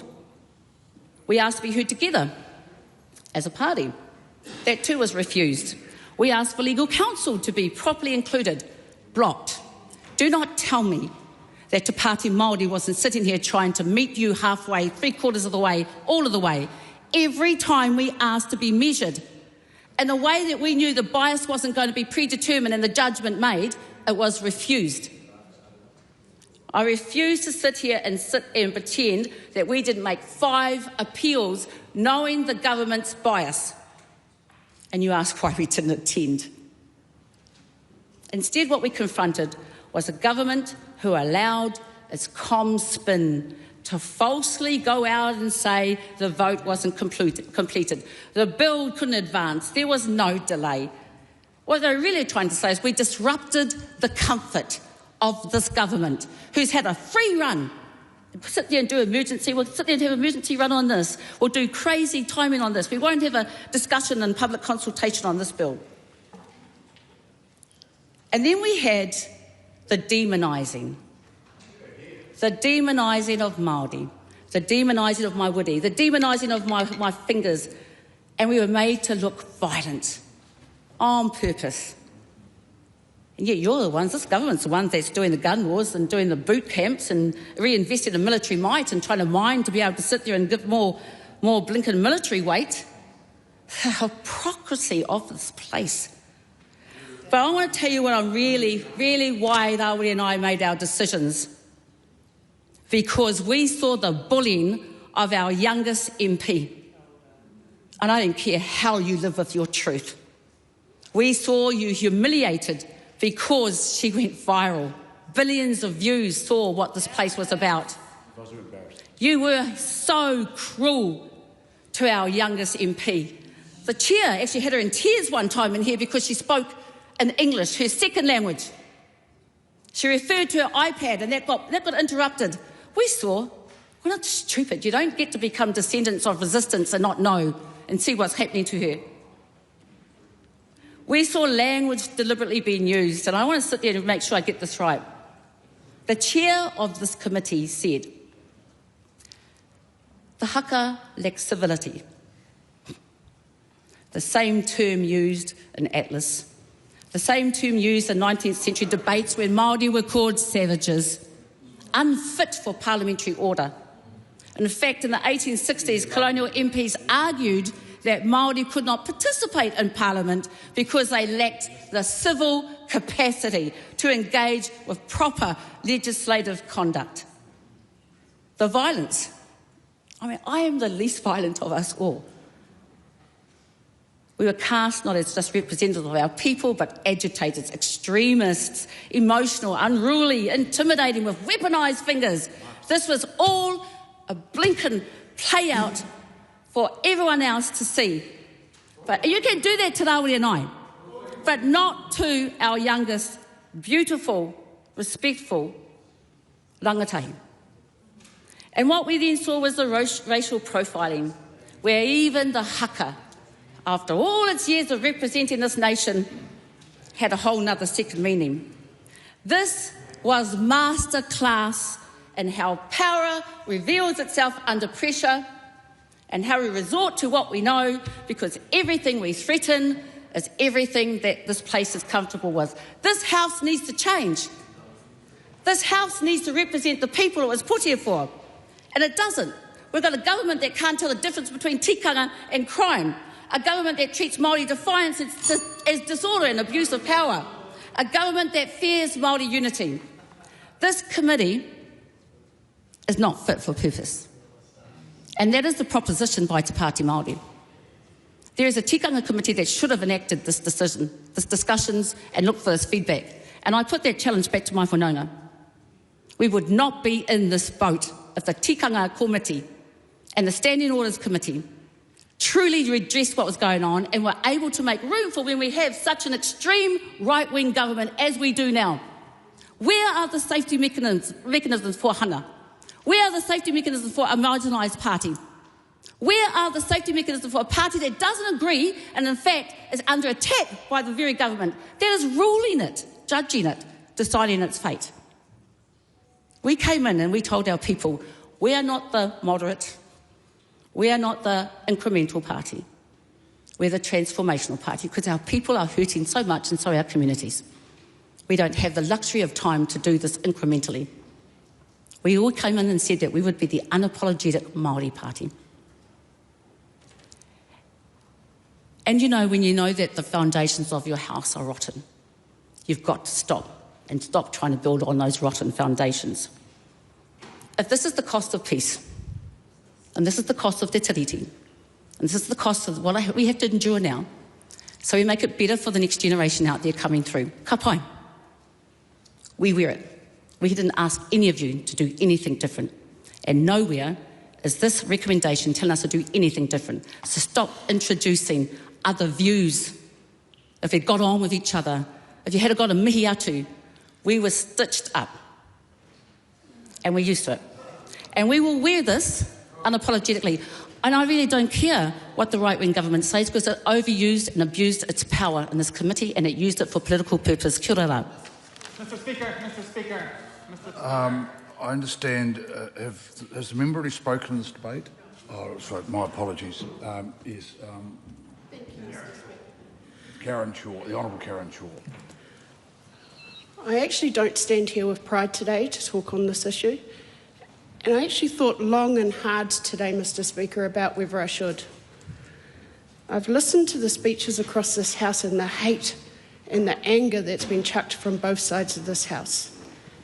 And it actually really saddens me. Really saddens me.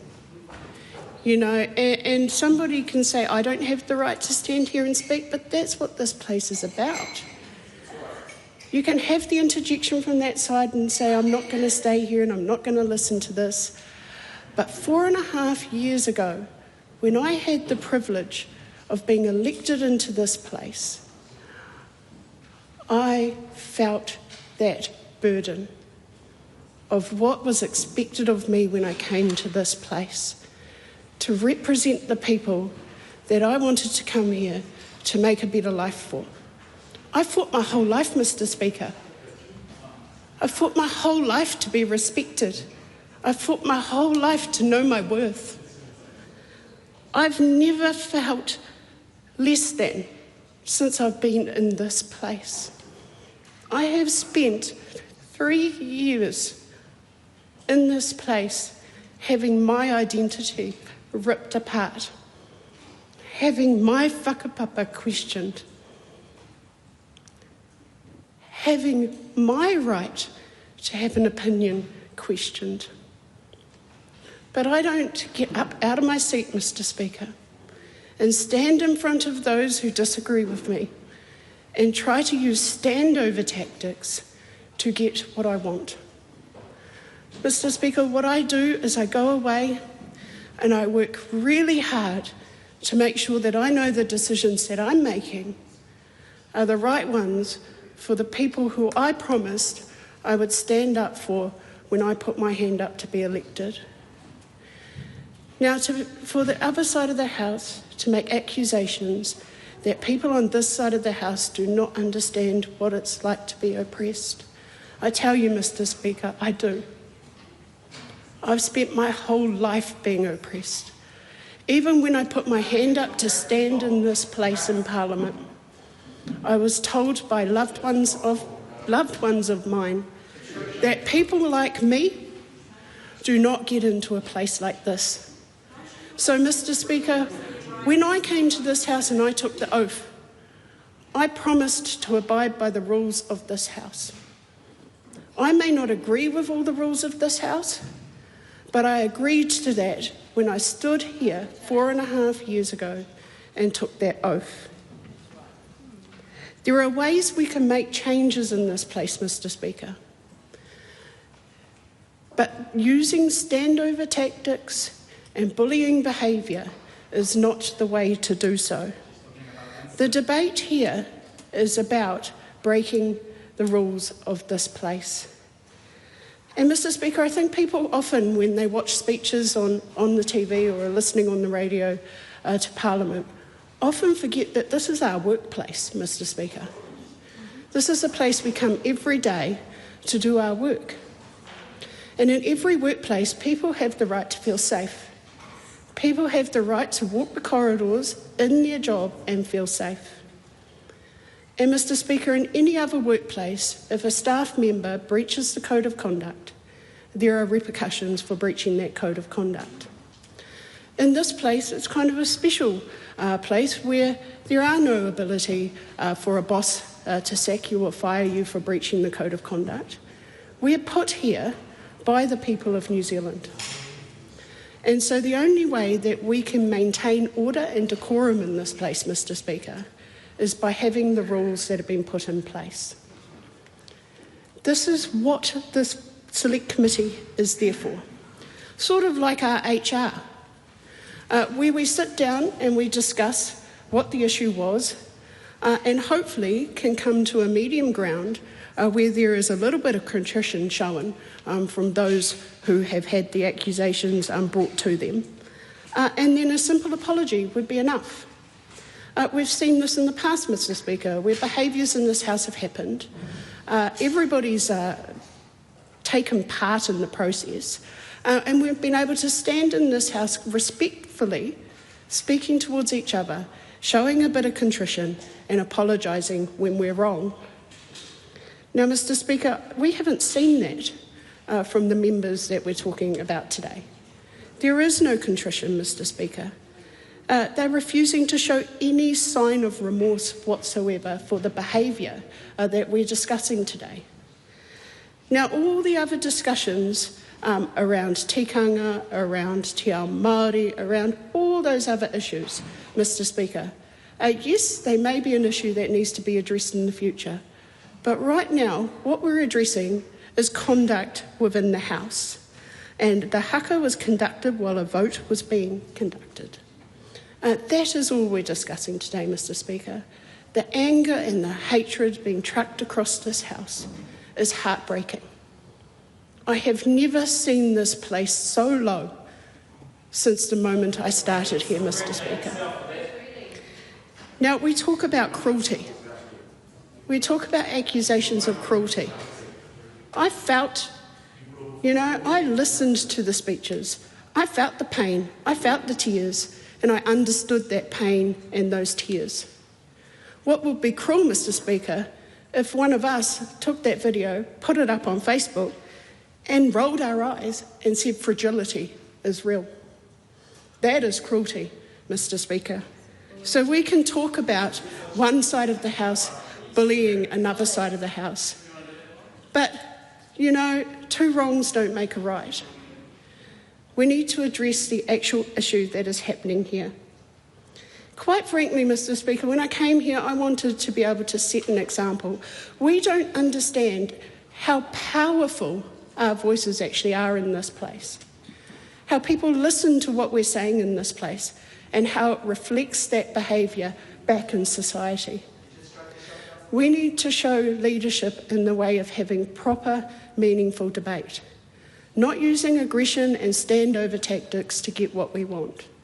We want to teach our next generation that you can sit around a table, you can have a debate, and you can disagree and walk away agreeing to disagree without slinging insults at each other and without using bullying tactics to try and get our own way. Mr. Speaker, I would really rather not be standing here, but I did think it was important that we brought the tone of this debate down and made sure we were actually debating the issue that's on the table.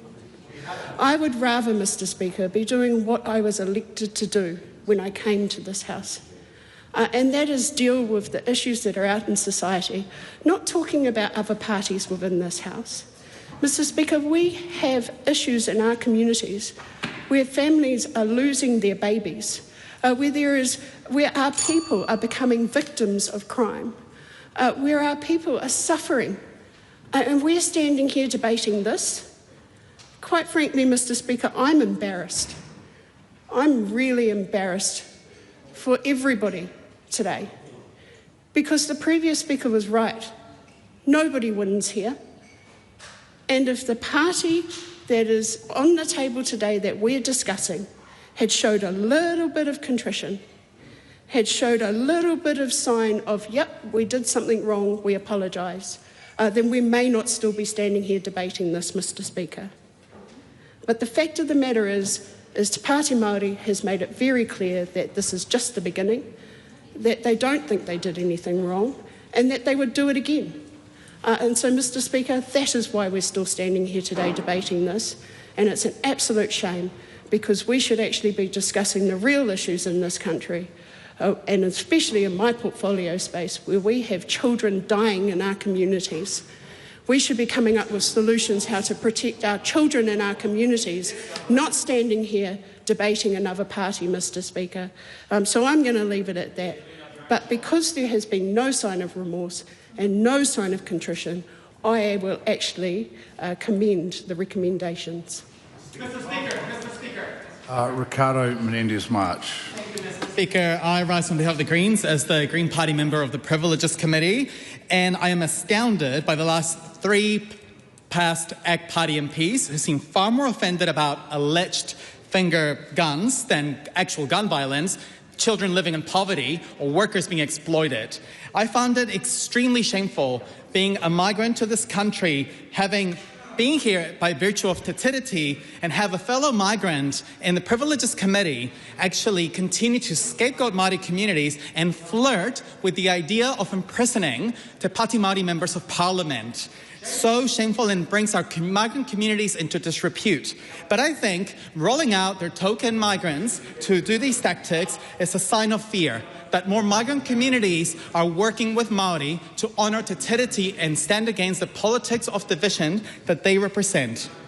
The Privileges Committee is, as others have talked about, a senior committee that is supposed to be, ruled by consensus. But in this debate, it has been shown that the members of the government would rather show their performative tears and outrage over this issue that they themselves inflicted us with. They chose this punishment. They chose to say, that they found it unprecedented. They chose to hand a punishment 7 times bigger than what has been given before. And I am sick and tired of members of the government and their performative outrage about this so-called dropping standards of this House, when it is the former Deputy Prime Minister who continuously asks out-of-order questions in the House and challenges the speakers on an almost weekly basis. It's always those that are complaining the loudest about the so-called dropping standards that are lowering the standards themselves. I just heard the previous ACT Party speaker talking about cruelty, when actually we have had members of the government using terms like sick idiots to refer to other members in the House, idiots actually just up until recently, and constant slurs and languages and literally anti-migrant rhetoric in this chamber. They should look in the mirror. They should look in the mirror, and the ACT Party members may want to tell their leader to stop driving up Parliament steps before they start their crocodile tears about the lowering standards of the House. And for those lecturing Te Pāti Māori about how they should behave, let it be reminded that Te Pāti Māori, the Greens, and any of us are not here to represent the government members of the House. We're here to serve the voters who elected us. Those voters who elected us into this place, they knew what we stood for. Te Pāti Māori voters knew what Te Pāti Māori stands for, and they're accountable to their voters, not to you. The Green Party does not support the recommendations of the Privileges Committee because it is indeed unprecedented. And I found it ignorant of the members to actually be conflating the haka with intimidatory behaviour. That's on them. Because actually the world is watching us. And in fact, many around the world, including in my homeland of Mexico, are watching with pride. Indigenous communities in my homeland are watching us with pride and with hope about what happened in the House last year. Because it served as a reminder of the power that Indigenous peoples across the world can tap into to seek justice.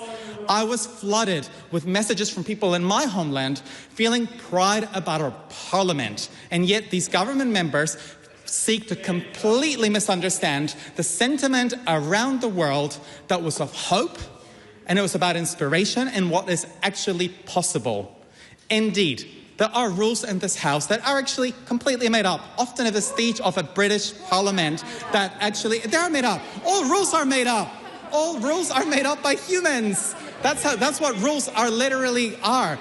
Like, rules are made up by humans, and humans can change the rules. And I do welcome the call from some other members that it is time to review the rules of Parliament to better incorporate tikanga into this place. I actually find it weird that out of all the things that I've said, the thing they find the most offensive is that I just said that rules are made up. Because literally, like, every time they put up a bill in this House, a lot of the times it's made up. Actually, they have no evidential basis for most of the legislation that they push through. And now they seem to be most outraged by the fact that I just reminded them that we have the power to make and change the rules of this place. So once again, I want to remind the members of the government, particularly those that had representatives in the Privileges Committee who chose this unprecedented government, that they had a choice. They had a choice between choosing performative outrage and an unprecedented punishment, or to reflect and stand back on the fact that the world is watching us and we could be leaders about how we choose to have a democracy that actually represents our foundational document, and indeed, as representatives of the Crown in this place, to actually honour Te Tiriti o Waitangi. And instead, we have a government that uses this performative outrage to distract from their anti-Māori legislation to create this theatre. They were the ones who chose for us to have this debate. And in the Greens, we did take this decision collectively. I have a feeling that the government members who were in the Privileges Committee probably didn't even talk to their colleagues about the unprecedented punishment that they were handing out. I have a feeling that they were driven by their own personal ideological vendettas. I have a feeling that they completely ignored and did not take into account the repercussions that actually our Parliament could be brought into disrepute potentially internationally, because the world is also watching this debate and the punishment that is being handed. And indeed, this is setting a precedent. It's setting a precedent because future governments, and if we have future sessions of the Privileges Committee under the current membership, what we now have is a precedent of A, acting incredibly in a partisan way, and B, now creating a new threshold of suspension that will lift basically any future considerations that we make. And again, I want to remind those members that were so outraged about the cruelty of this place. They may want to maybe talk to their colleagues about their constant breaches of standing orders, their constant disregard for the House, the constant insults, and that they perhaps, as they've said, that they got more important things to debate. They may want to actually introduce legislation that fixes the issues that we face instead of, for example, having budgets that allow child poverty to remain at staggering levels. I genuinely wish that they would bring this kind of energy and, so-called heart onto the issues that matter. But instead, they've chosen to do a sideshow of distraction. And you know what? I'd rather be debating this than be debating bills that will leave more people in poverty. I would rather be here talking about the self-inflicted debate that they created than actually debating bills that will cause harm in our communities. I don't care for the bills that they bring into this House because they're causing harm on our communities. So be it. If we have to spend time scrutinising the decisions they made, then we'd so have it. I support the amendment by my co-leader, Marama Davidson, to actually change the punishment from suspension to censure. Why? Because actually, if it was completely up to us, we would have paused the Privileges Committee process and not have this debate altogether to allow for a review of how tikanga can be incorporated in this place and then look at this issue with fresh eyes. But right now, what we have is an opportunity, and the government members have an opportunity to reflect on what they have done and to change their minds. It's never too late. It's never too late to realize they made the wrong decision, that they're setting an unprecedented threshold that now government members will keep using to punish other MPs to basically prevent them from participating in the House. Te Pāti Māori was right that countless of voters will be missing representation in this place as a result of this unprecedented punishment. And I found it staggering that when the ACT Party member justified the decision, she didn't explain why. She just said it was justified. but that's 7 times as much as we've had before. I don't think it's justified, and I challenge members of the government to actually give us an actual justification as to A, why they find the haka intimidatory, because I think most New Zealanders wouldn't agree with that. B, to explain to us why they thought setting a punishment 7 times higher than it's been set before is justified. Because so far, they haven't. We've had crocodile tears, we have performative outrage, but we haven't had an actual debate on this issue. We have the former Deputy Prime Minister rambling throughout his contribution in this debate without offering any meaningful substance to this issue. If they think it is so serious, then they would treat it as such. But for them, it's a convenient platform to attack Māori, to push through the politics of divisions that they stand for. And we think that there's an opportunity here for some actual common sense that they seem to claim to stand for, to actually change the motion in front of us, to not create this unprecedented punishment that would actually be a terrible, terrible thing for us to have in future Privileges Committee meetings. Because this will now be used, this is history in the making, this will now be used every time we consider something in the Privileges Committee as the bar. And I think that's shameful. I invite the members of the government to use their common sense and their wisdom rather than their politicking to actually change the motion in front of us and to accept our amendment. Speaker. Arana Williams. Thank you, Mr. Speaker. Speaking to the amendment moved by the Right Honourable Chris Hipkins, I want to speak to every National MP in the House who I know believes that this House belongs to the people. And it must reflect the voices, values and cultures of those that we serve. I know every electorate MP believes that. I know that everyone who's had to front up at a town hall meeting or to meet the principal outside the school before they do an assembly believes that we have a democracy that we can be proud of. And I believe that they know that that includes a rich history of 200 years of Māori protest in all of its forms that we as a country can be proud of our Indigenous people not only taking to the street but engaging in lively debate within our media, within our public forums and within this place. That includes the place of tikanga Māori, and I'm proud that this is a parliament that does recognise that in some way. Today we're debating a privilege from the 1600s designed to protect MPs for speaking up for the people that they represented to the Crown. It was designed at a time when MPs' lives were literally on the line for doing exactly that. It's not a privilege which was designed to shut down opposition. It was a privilege that was designed to promote it. This is something that we can be proud of in our system, and it's not codified by the standing orders or the rule book or McGee on parliamentary procedure. This is something which is fundamental to all Westminster parliaments around the world.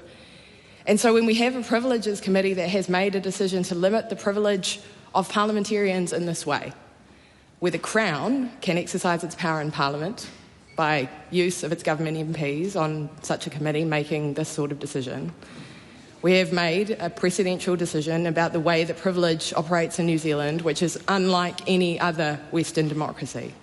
And it is being used against a minor party, a party that opposes the government's agenda and an unprecedented attack on Te Tiriti o Waitangi, which is a constitutional document. This is unlike anything that other parliaments have to deal with, and we are, on the world stage, pretty unique in having a debate like this. We're also debating what kind of parliament we want to be in future.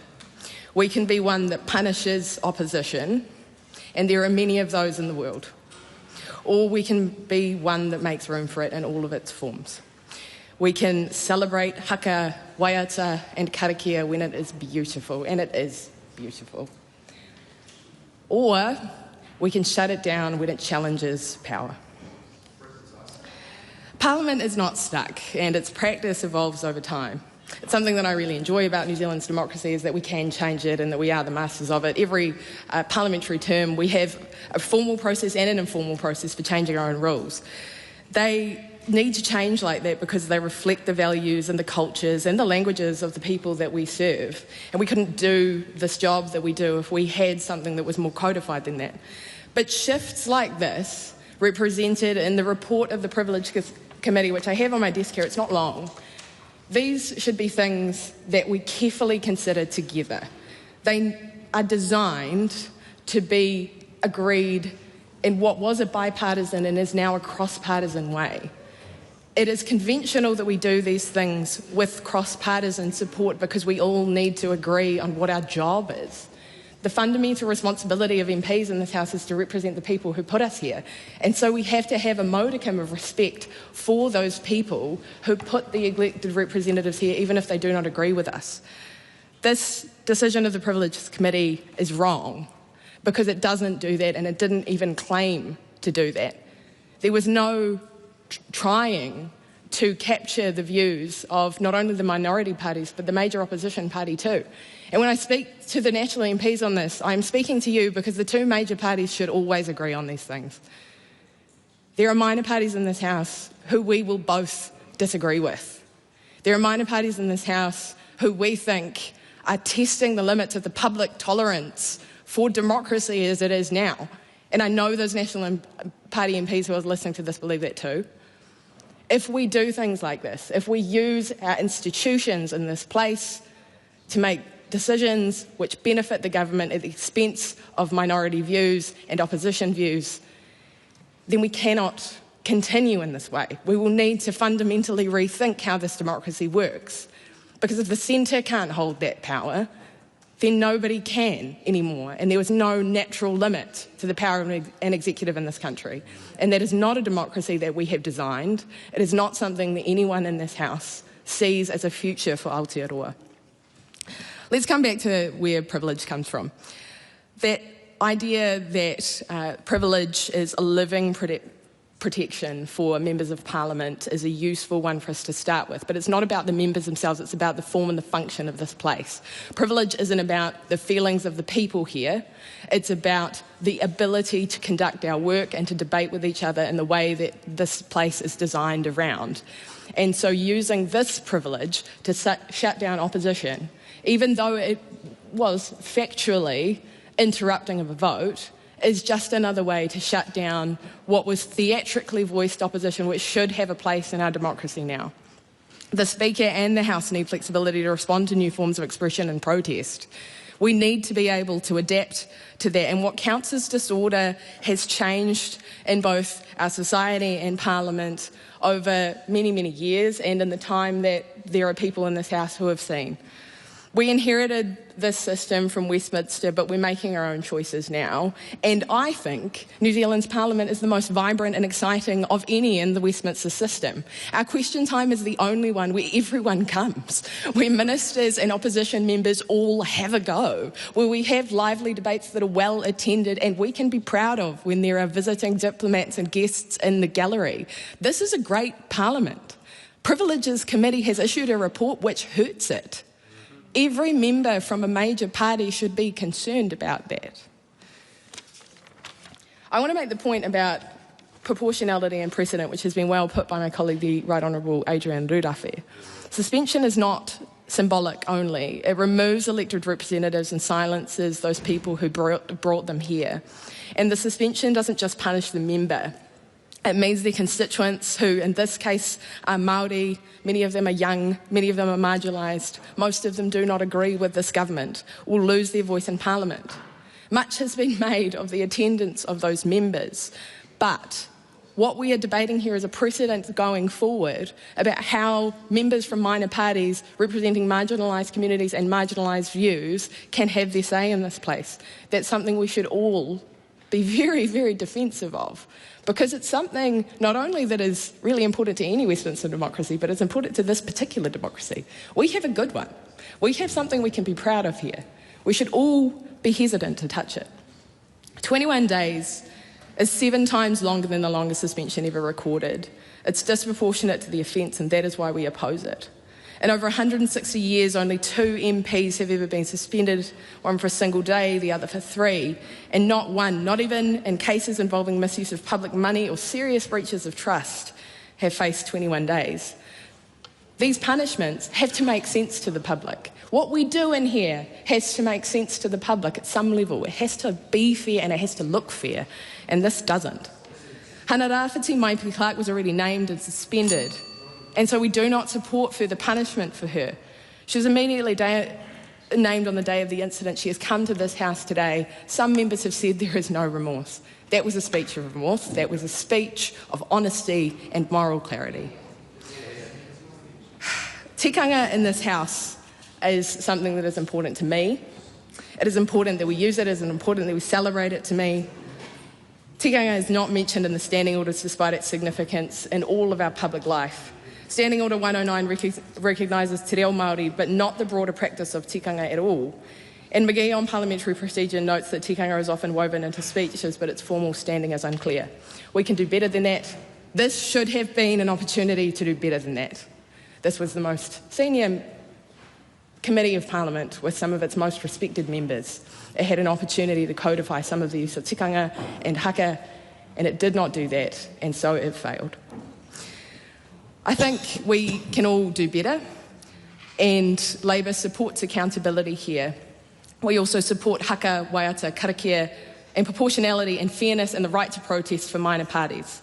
Parliament should not punish haka or the interruption of a vote more harshly than behaviour that shuts down debate and the free exchange of ideas. And let's be honest, this debate isn't just about disorder, it's about that discomfort that happens when Māori protest in a way that the House hasn't learned to accommodate. So let's learn to accommodate it. Let's have the conversation about how we make this a part of our practice. Willie Jackson said the world is watching. That's true.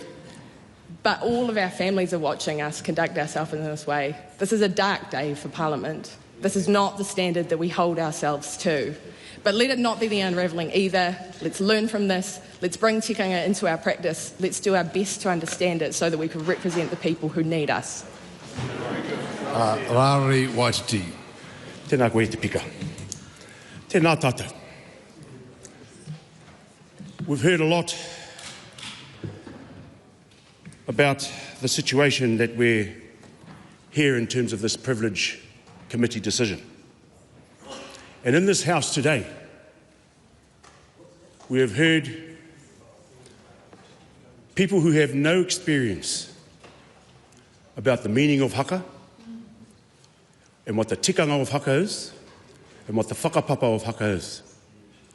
And it is an absolute insult to te iwi Māori to hear people's interpretation of what they believe haka is. Whether they believe it disorderly, whether they believe it violent, it is an absolute insult to sit here and listen to people's interpretation of haka. And we know the Privileges Committee and those who made the complaints rummaged through the Select Committee books to find how they could punish us and find something against their privilege to punish us on. Because it's still unclear why we are being punished, sanctioned. Why? Was it the haka? They say it's not the haka, but I've heard a lot of kōrero about haka. Gun gestures, being on the floor. You don't know, sorry, not you, Mr. Speaker, but the Privileges Committee and the government that supports them actually doesn't know why we are being punished. And not one Privileges Committee member has explained to us where 21 days came from. Not once. We have 6 MPs here to represent the near on million Māori that sit outside this House. And don't worry, you say, oh, you only got 3%. Kei te pai tēnā. You've had 180 years of practice. We're getting there in this democracy. I heard 21 years for Te Pāti Māori in this House, but we've only been here for 4 elections. As we mature in this democracy, we demand that this democracy is fair on us. But it is not. It is not. And the 6 of us can take the hits. Talking about scribbles on my face, cowboy hats, and I wear this hat as an acknowledgement to my grandfather and the many crows that went to fight in the Great Wars. C Company were known as ngā kaupoi, the cowboys. This is why I wear this hat. And I took the hat off my grandfather's coffin, so now you know. And the scribbles on my face represents the many of our ancestors that have been the victim of state-sponsored terrorism from this House. And this is a constant reminder that we are still here. Mr. Speaker, today we are ordered from the chamber for 21 days because we dared to meet the treaty principles bill with a haka. This House calls it disorderly. We call it an elevation of our Indigenous voice, a declaration that Māori will never surrender the mana of Te Tiriti o Waitangi. This punishment is not about noise control or standing orders. It is a warning shot from the colonial state that cannot stomach Indigenous defiance. This is the full machinery of the state swinging its hammer at 3 Māori bodies. The hammer may fall on 3 MPs, but the echo is meant to intimidate an entire people into submission. Let the record show why the hammer is so heavy. The Regulatory Standards Bill, a Trojan horse designed to chain every future law to corporate profit and to annihilate Te Tiriti o Waitangi. I direct threat to Te Tiriti o Waitangi and the Waitangi Tribunal, the very room where truth about injustice is spoken aloud, heard and legitimised. A plan to strip Tiriti clauses from 28 pieces of law, page by legislative page, erasing Māori presence from the statute books. This is not reform. It is a proactive repeal of our rights as tangata whenua. And the history tells us that when Māori refuse to play ball, the coloniser reaches for the maximum penalty, just as this House does today. Make no mistake, this government's agenda is a war on many. It is a war on Māori. It is a war on wahine who refuse to be silent. It is a war on takatapui who will not shrink. It is a war on many families living in poverty. And a war on any community that refuses the colonial mould. If we do nothing, Aotearoa will sprint towards the worst fractures of other nations. Division, fear, resentment, faster than we can say kia ora. We have a saying in Te Ao Māori, iti mata kahi maere, kahinga te rākau. This speaks to the small wedge of Māori. Although small, it can fell the biggest trees.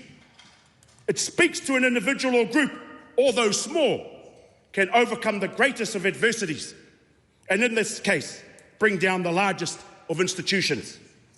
Today's prevention proves our matakahi maere has struck at the very core of this institution. So I turn from this floor to the floors of every marae, Church Hall, Union Hall, and Rainbow Community Centre in the land, and I say, Te iwi Māori, our tipuna endured muskets, land walls, the theft of whenua, being beaten for speaking our reo, a 21-day benching is nothing on their sacrifice.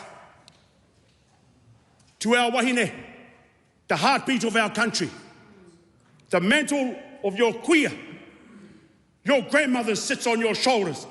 Wear it with unapologetic pride. To our takatapui whānau, your identity is a taonga to our nation. Let its colours lead the march. To our tangata tiriti, Te Tiriti is your promise too. When you defend it, you do not stand behind us, you stand beside us. We do not ask for sympathy. We demand participation. Flood select committees with submissions defending Te Tiriti o Waitangi. Turn our rage into power and make this a one-term government. Enroll, vote. If you hear the haka outside these walls, add your voice. If you see injustice trending online, amplify the truth. If you feel fear, remember fear is the coloniser's last currency. Spend it into worthlessness by standing up. You can bench my body from this house for 21 days, but you will never bench our movement. In my maiden speech, I talked about one of our tipuna who was hung in the gallows of Mount Eden prison for being wrongfully accused for being harakore.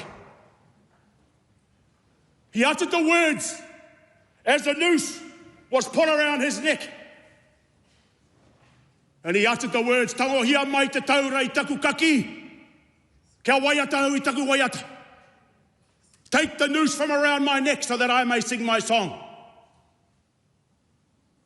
The silencing of us today is a reminder of the silencing of our ancestors of the past. And it continues to happen today. 21 days of silence. This may be confronting, but this is a reality for our whānaus. This is a reality for the people who descend from tipuna, who are wrongfully accused. Because you interpreted something. Interpretation is a feeling, it's not a fact. And so you've interpreted different things to mean that we were violent, and you're making this out to your voters, that we're violent. We haven't created the violence here. And now you've traded the noose for legislation. Well, I've got a message for you all today. We will not be silenced. We will not be assimilated. We will not be subjugated.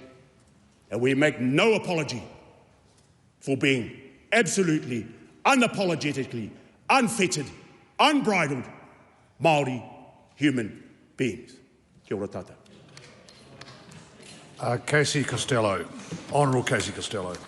Mr Speaker, I am honoured to speak in this House. I am honoured to speak in this House every time I stand.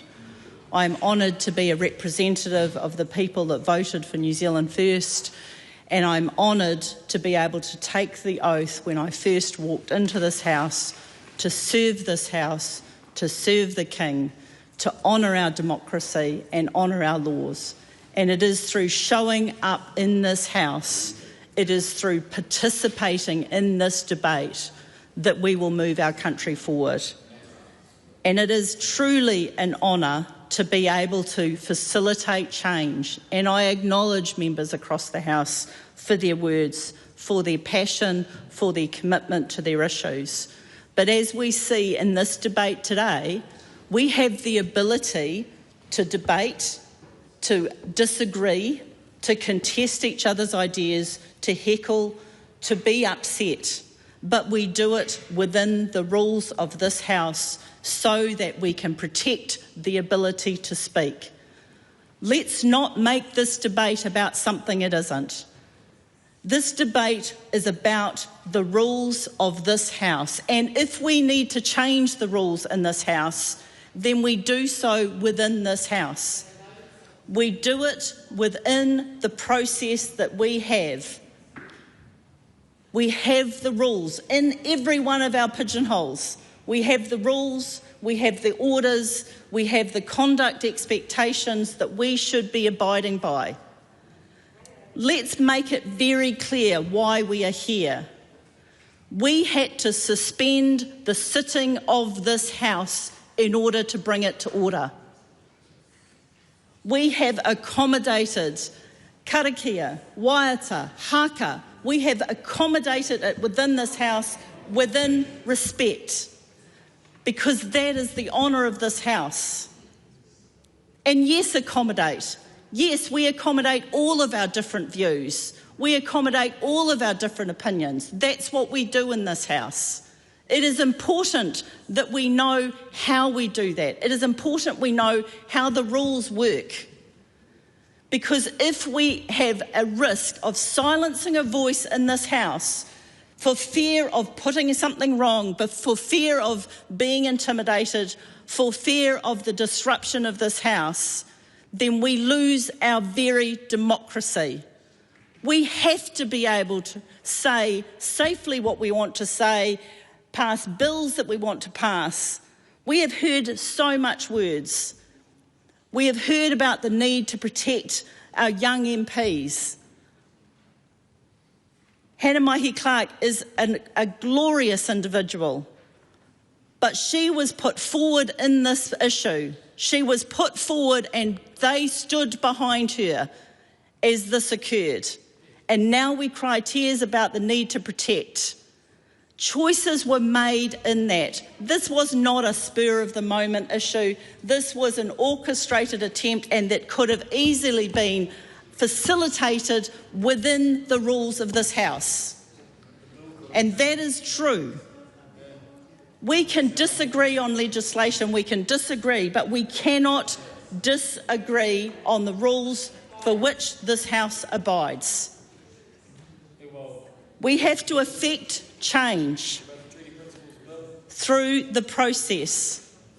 And we keep hearing about the issues about legislation we disagree with, but that's the part of democracy. This is the part of the democracy that we are here to defend. It is really important we remember. And exactly the point that I'm trying to make is being reiterated now. The haka was not the issue. It was the breach of the rules under which we conduct ourselves in this House. And now we are having this indignation about the rules of this House. The indignation of the process under which we apply these rules. This is not about a personal attack. This is about defending the process under which we defend our democracy. It is so important. We've heard talk today about the need to effect change, the need to protect those. We had the Green Party talking specifically about how we're leaving people behind in poverty. And yet a small bill today, a very small bill, that was about to put money in the hands of pensioners was voted down by the two parties that say we're doing nothing to help people. It was voted down today.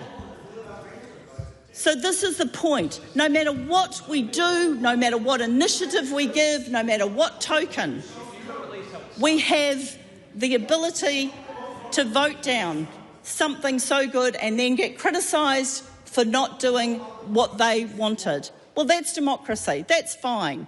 But don't come into this House and say that we should be doing other things rather than this debate. That we are performative outrage was the term that was used. That we are expressing performative outrage.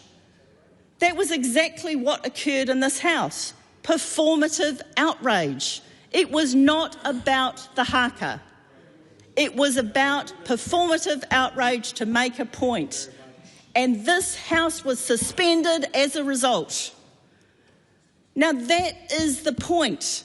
We talked about this being unprecedented. Is it unprecedented that we had to suspend the sitting of this House? The Speaker tried to bring it to order. It would not bring it to order, and we had to suspend the sitting of the House. That is what we're debating here. We are debating the fact that we have rules. We are debating the fact that we need to know those rules in order for us all to operate. And these rules can be changed. We've talked about it. But you change it from within the system. That is why the legacy of the Māori Party exists today, because they came into this House to change the rules. They worked with the National Party to bring about better outcomes. That is the legacy. And now they complain that they're a different party to the Māori Party that came forward before. They are turning their back on the legacy that brought them to this House. They are turning their back on the legacy that brought them to this House and saying that they are a different party. This is the part. We are so tragically disappointed by the fact that we need to work together and we need to ensure that we are fully appreciative of the rules that give us the opportunity to be in this House. And let's come back to the very point I made at the beginning. We walked across this carpet, we stood at that desk and we took an oath. We took an oath. whether you swore on the Bible, whether you swore on your own word, whether you swore on your own tonga, you swore an oath. And therefore, you have to be able to know what the rules are. This is what the tragedy is. This debate has been shifted from what it's actually about. It's about the protection of the rules. And this is the challenge that we need. If we are to conduct this debate, if we are to conduct this House, if we are to pass legislation, if we are to deliver outcomes for those that need it, we need to know the rules by which we conduct ourselves. We need to know how to conduct ourselves, and we need to know that there's protections in this House to make sure that we all abide by the same rules. That is what the equality of this system delivers. Whatever you are, you enter this House under the same expectations, the same conditions, and it is really important that we return this debate to what it's about. And this is the part that I want to ensure is protected as we conclude this debate. We want to make sure we can continue to conduct the business of this House.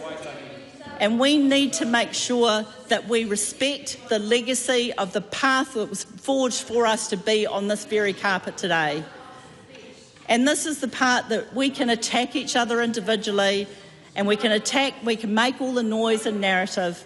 But the point is, on this floor, we have an equal voice, we have an equal stance, and we need to protect that equal stance. And that is the important part. We need to know what the rules are, and when those rules are breached, there is a proportional punishment for it, and we support the original report and recommendations from the committee. Kaharangi Carter. Oh, thank you, Madam Speaker.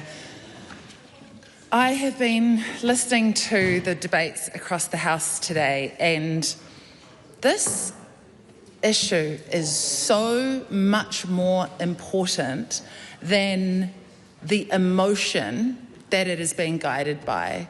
The emotion from the Privileges Committee, feeling victimised, feeling like they had been takahired on, their emotion has carried into this unprecedented recommendation from the Privileges Committee. And this is an issue that is far too important to be carried by emotion. We saw ministers of this House, we saw members of this House playing the victim over and over again and imploring our side of the House to be reasonable when they are the exact same people who are making decisions that are putting the boot to our most vulnerable tamariki with no regard for tamariki safety, putting this into legislation against the Royal Commission of Inquiry, but yet standing there and playing the victim.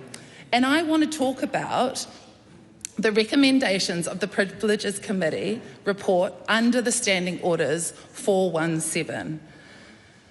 There are many consequences to this 21-day stand-down period, to this absolutely ridiculous punishment. And we've heard a lot about tikanga, we've heard a lot about the haka, we've heard a lot about hurt feelings, but what is really, really key here is the consequences for the people outside of this House, the people that we are here to represent.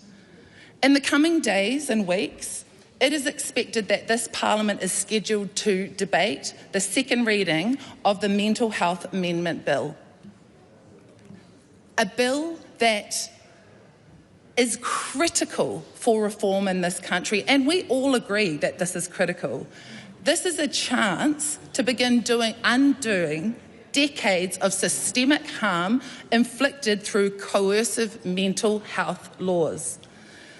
He ara oranga, the report of the government inquiry into mental health and addiction, and I quote, says, despite the current levels of investment, we are not getting the outcomes we want for our people. The outcomes for Māori are worse than for the overall population, and Māori are also subject to much greater use of compulsory treatment and seclusion. There are also unmet mental health needs for Pacific people, disabled people, rainbow communities, the prison population, and refugees and migrants. The estimated reduction in life expectancy of people with severe mental health or addiction challenges is 25 years. Our persistently high suicide rates are of major concern, end quote.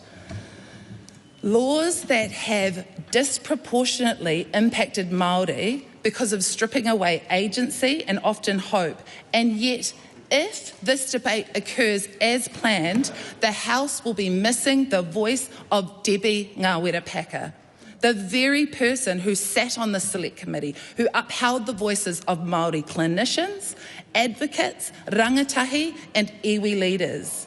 What does it say when our democracy, when a critical time comes, a moment to consider reform on this scale that will affect Māori and so many people in this country, is to grapple with a system that has caused so much pain? And the voice of my colleague here, Debbie, who helped shape that reform, is not only missing but deliberately excluded. The impact of this exclusion will have ripple effects. We might not even be able to comprehend these now. The suspension recommendations, and let's be clear, the 21-day ban for Debbie and Rawiri are without precedence and absolutely ridiculous, and they carry consequences far beyond this chamber. They deny the people they represent the ability to be heard on an issue that cuts to the heart of well-being and rangatiratanga and justice.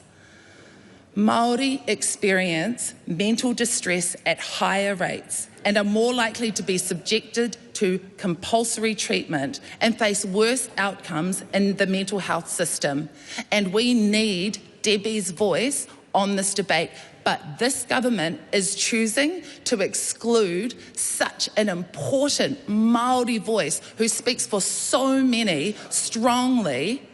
And you have this House has chosen, these government ministers have chosen to go beyond what was expected, beyond any kind of justification. And at the point of the privileges is to protect the integrity of Parliament. We must ask, what is the integrity of a Parliament that silences those who participate in the Select Committee process and are best placed to speak to systemic injustice? We have to do better. Now, recently, I was very lucky to represent this Parliament at the Interparliamentary Union, along with colleagues from Labour and colleagues from the National Party. And as a representative of this House, we had the privilege in participating in debates that carry across the world. We were in Uzbekistan, and across almost every conversation I had, whether it was members from the Pacific, from Africa, from Scandinavia, from Latin America or Asia, there was a consistent thread of awe and deep respect for Aotearoa New Zealand's foundation, and in particular for Te Reo Māori, for tikanga Māori, and for our haka as a powerful symbol of identity. I walked into one of the rooms that we were debating in, and someone came up to me and was like, "Is this you? Is this you?" Pointing to Hana doing the haka. Now, of course, it was such an honour at 41 to be mistaken for someone in their 20s. But the point was that this rippled across the world, and the world is watching us. And, you know, that moment, I think Hannah's got about 200 TikTok fans, and maybe this punishment that 200,000 TikTok fans, thank you, oh my gosh, has about 200. And I wonder if, you know, the green-eyed monster is really strong on the other side because they wish they had that kind of reach. They wish they could reach the rest of the world, and how proud they are of Aotearoa for respecting our Indigenous communities. And I am proud of that. I am proud that we as New Zealand have such an incredible reputation on the world stage for how we treat our Indigenous people. And the world is watching. Aotearoa is watching. And the decisions that are made here in this Parliament will ripple around the world. And I think we need to really focus on that disparity, on that gap between how the world perceives us and the actual reality here on the ground. We have worked hard for that reputation, and this could swipe it away just because this government is caught up in making decisions because of emotion instead of fact. This is way too important to be making your decisions based on your emotions and based on your crocodile tears. So let me be clear, the world is watching this House. The international community is witnessing how we in this Parliament treat Indigenous expression, particularly when it is used to challenge power or hold the state to account. What message do we send when a haka performed in this House is not met with understanding, but with punishment, unprecedented punishment? The public in Aotearoa sees this too. Across the communities, there is growing unease at the disproportionate nature of the proposed suspensions. There is a growing kōrero about the double standards, about what behaviour gets silenced and what gets excused. This Parliament is a place of contest and debate. I urge members to consider what legacy we leave behind in this House and how we are seen both at home and internationally. Madam Speaker. Steve Abel. Kia ora, Madam Speaker. I move that the motion be amended to replace the words intimidating a member of the House in the discharge of their duty with expressing their tino rangatiratanga. Madam Speaker, I agree with Louisa Wall, who said the punishment is not only unprecedented, it is disproportionate, procedurally flawed and democratically dangerous. I note, Madam Speaker, the speeches particularly of Hana-Rawhiti Maipi-Clarke, which I found very moving, and the speech of Adrian Rurafi. And I want to note that during both of those speeches, the members on the opposite side were silent. And during Adrian's speech, they in fact lowered their heads at times. Because I think they know full well the truth of what was being spoken. That this punishment unfortunately taps into a long and sad tradition of this House to disproportionately punish Māori members. This Parliament, not this House, but this Parliament has been in place for 171 years, and it sadly has a terrible history of facilitating, condoning and justifying the worst atrocities against Māori. Shameful and undeniable horrors and injustices and crimes against humanity, theft, plunder, murder, and we frequently stand here in this House and earnestly apologise for that. We earnestly acknowledge the fact of that history, and we say it was wrong and it should not go on like that. The simple principle at stake is that this House is not sitting on the banks of the Thames in London, Madam Speaker. This House is sitting in the South Pacific Ocean in Aotearoa, New Zealand. And not a board in the House could stand but for that consent of tangata whenua Māori for the settlers to come and settle here in 1840 by agreement that we would uphold Te Tiriti o Waitangi, and we would uphold the tino rangatiratanga of tangata whenua Māori. The disorder that was created in this House was not by Hana-Rawhiti Maipi-Clarke. The disorder was not created by Te Pāti Māori standing and doing the haka. And may I add that so far as I recall, every member on this side of the House stood and joined in the haka, including myself, though I'm not a great haka performer. I do know the words of kamate, kamate. And there was no penalty for us. The Speaker stood. I knew full well when the Speaker stood, the rule is you sit down. I did not sit down, Madam Speaker.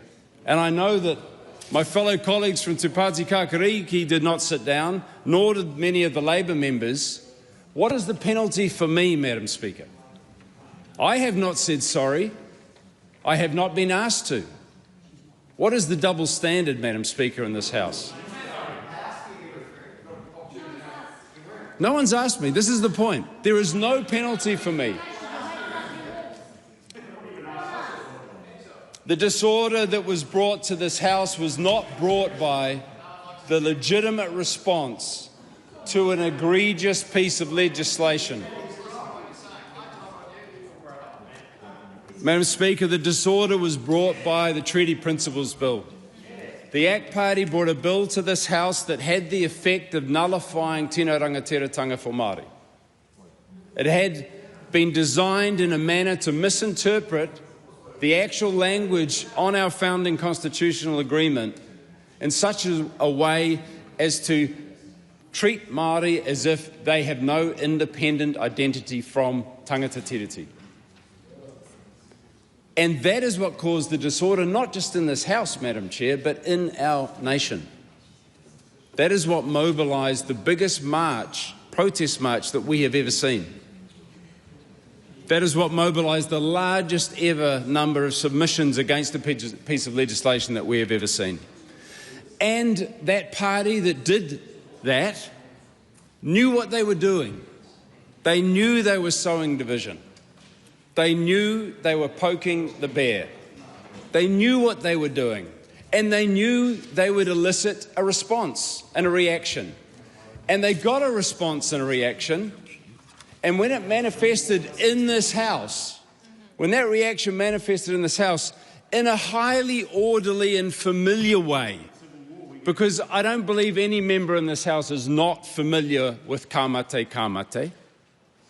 It manifested in a very familiar way, and we knew what it meant. It was an expression of dissent and protest against this egregious piece of legislation. And then they cry the crocodile tears, Madam Speaker.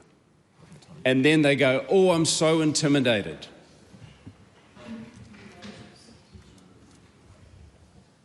It treats not only the House with disdain and the public with disdain, but also that agreement to which we are bound as a nation.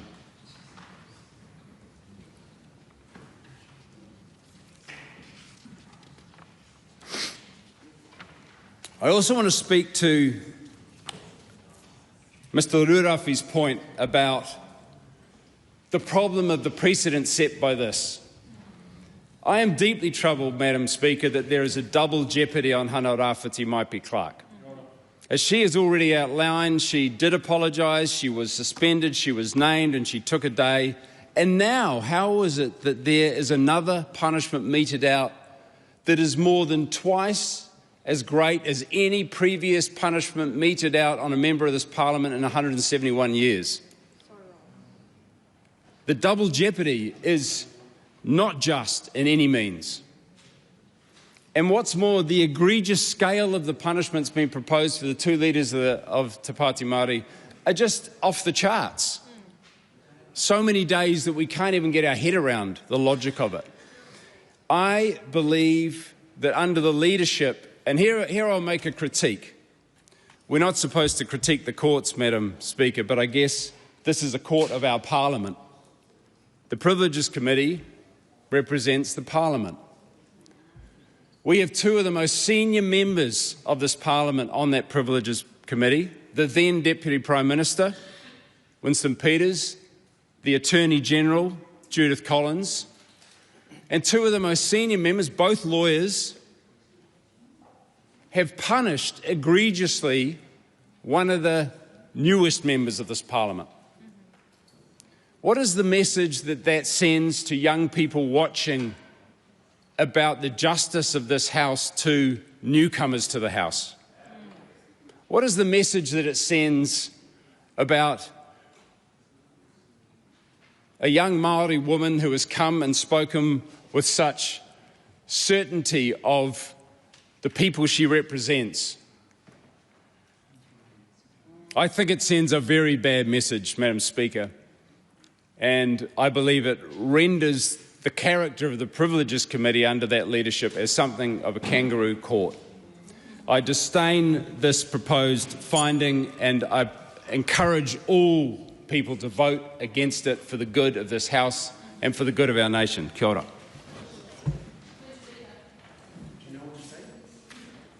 Oh. Rawiri Waititi. Is this? You can't have a second speech. Are you moving a motion? It is a point of order. Hang on, I've just lost my papers. Point of order. Oh, there's been an amendment. Sorry, my mistake. There has been an amendment. Yes, you're moving a point of order, right? I am moving a point of order, Madam Speaker. That's okay.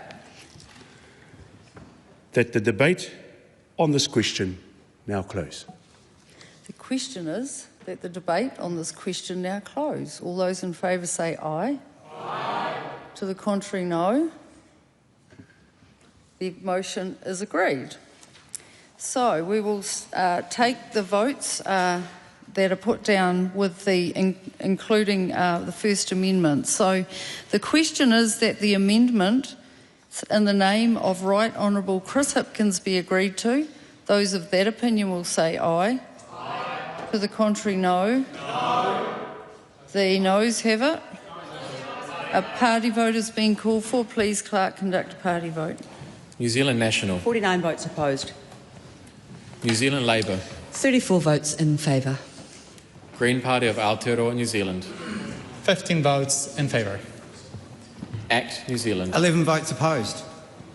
New Zealand First. 8 votes opposed. Te Pāti Māori. 6 votes in favour.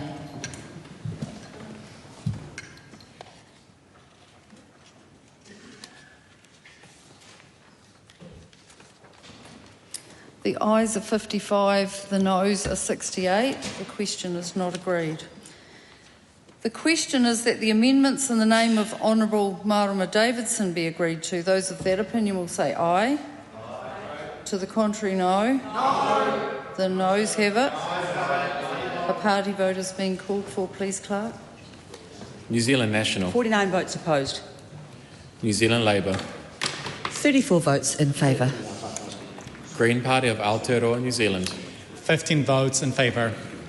ACT New Zealand. 11 votes opposed. New Zealand First. 8 votes opposed. Te Pāti Māori. Pōti whakai.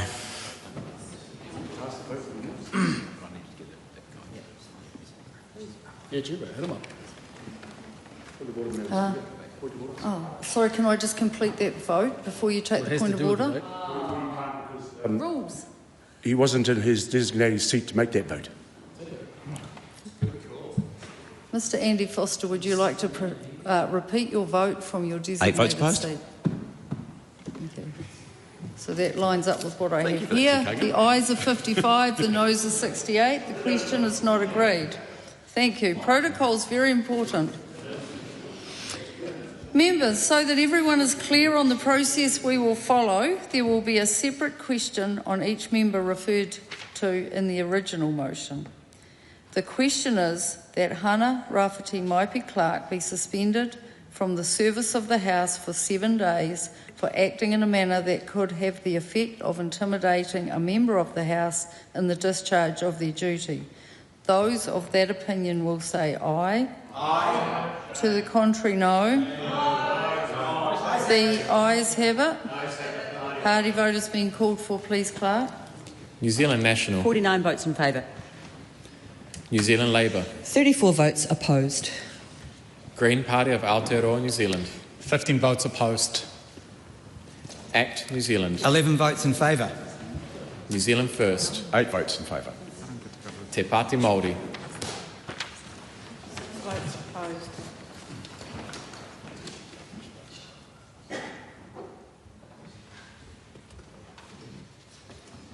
The ayes are 68, the noes are 55. The question is agreed.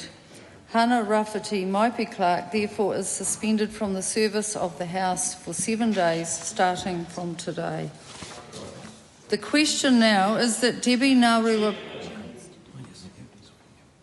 Sorry, can we please have voting in silence? I understand the emotion, but it's important that we hear what's being said.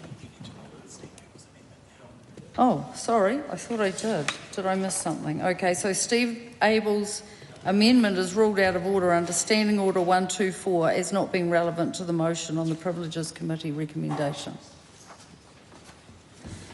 The question now is that Debbie Ngarewa-Packer be severely censured by the House and suspended from the service of the House for 21 days for acting in a manner that could have the effect of intimidating a member of the House in the discharge of their duty.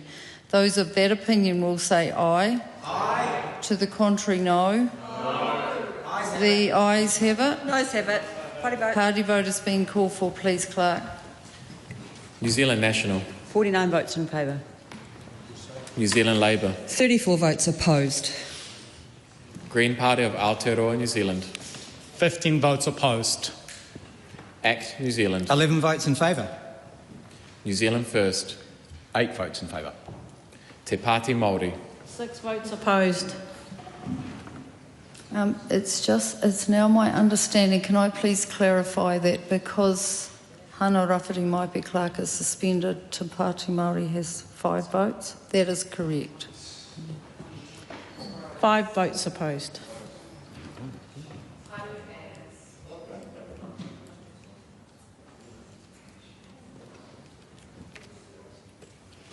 The ayes are 68, the noes are 54. The question is agreed. Debbie Ngarewa-Packer therefore is suspended from the service of the House for 21 days starting from today.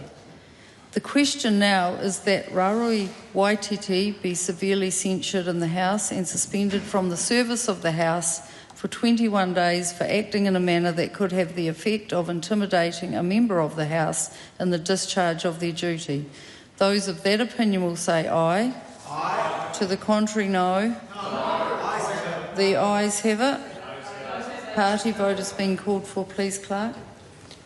New Zealand National. 49 votes in favour. New Zealand Labour. 34 votes opposed. Green Party of Aotearoa New Zealand. 15 votes opposed. ACT New Zealand. 11 votes in favour. New Zealand First. 8 votes in favour. Te Pāti Māori. 4 votes opposed.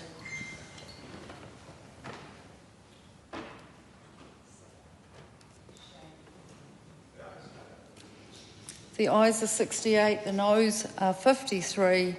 The question is agreed to. Rawiri Waititi therefore is suspended from the service of the House for 21 days starting from today. The House stands adjourned until 2 p.m. on Tuesday, 24th of June 2025.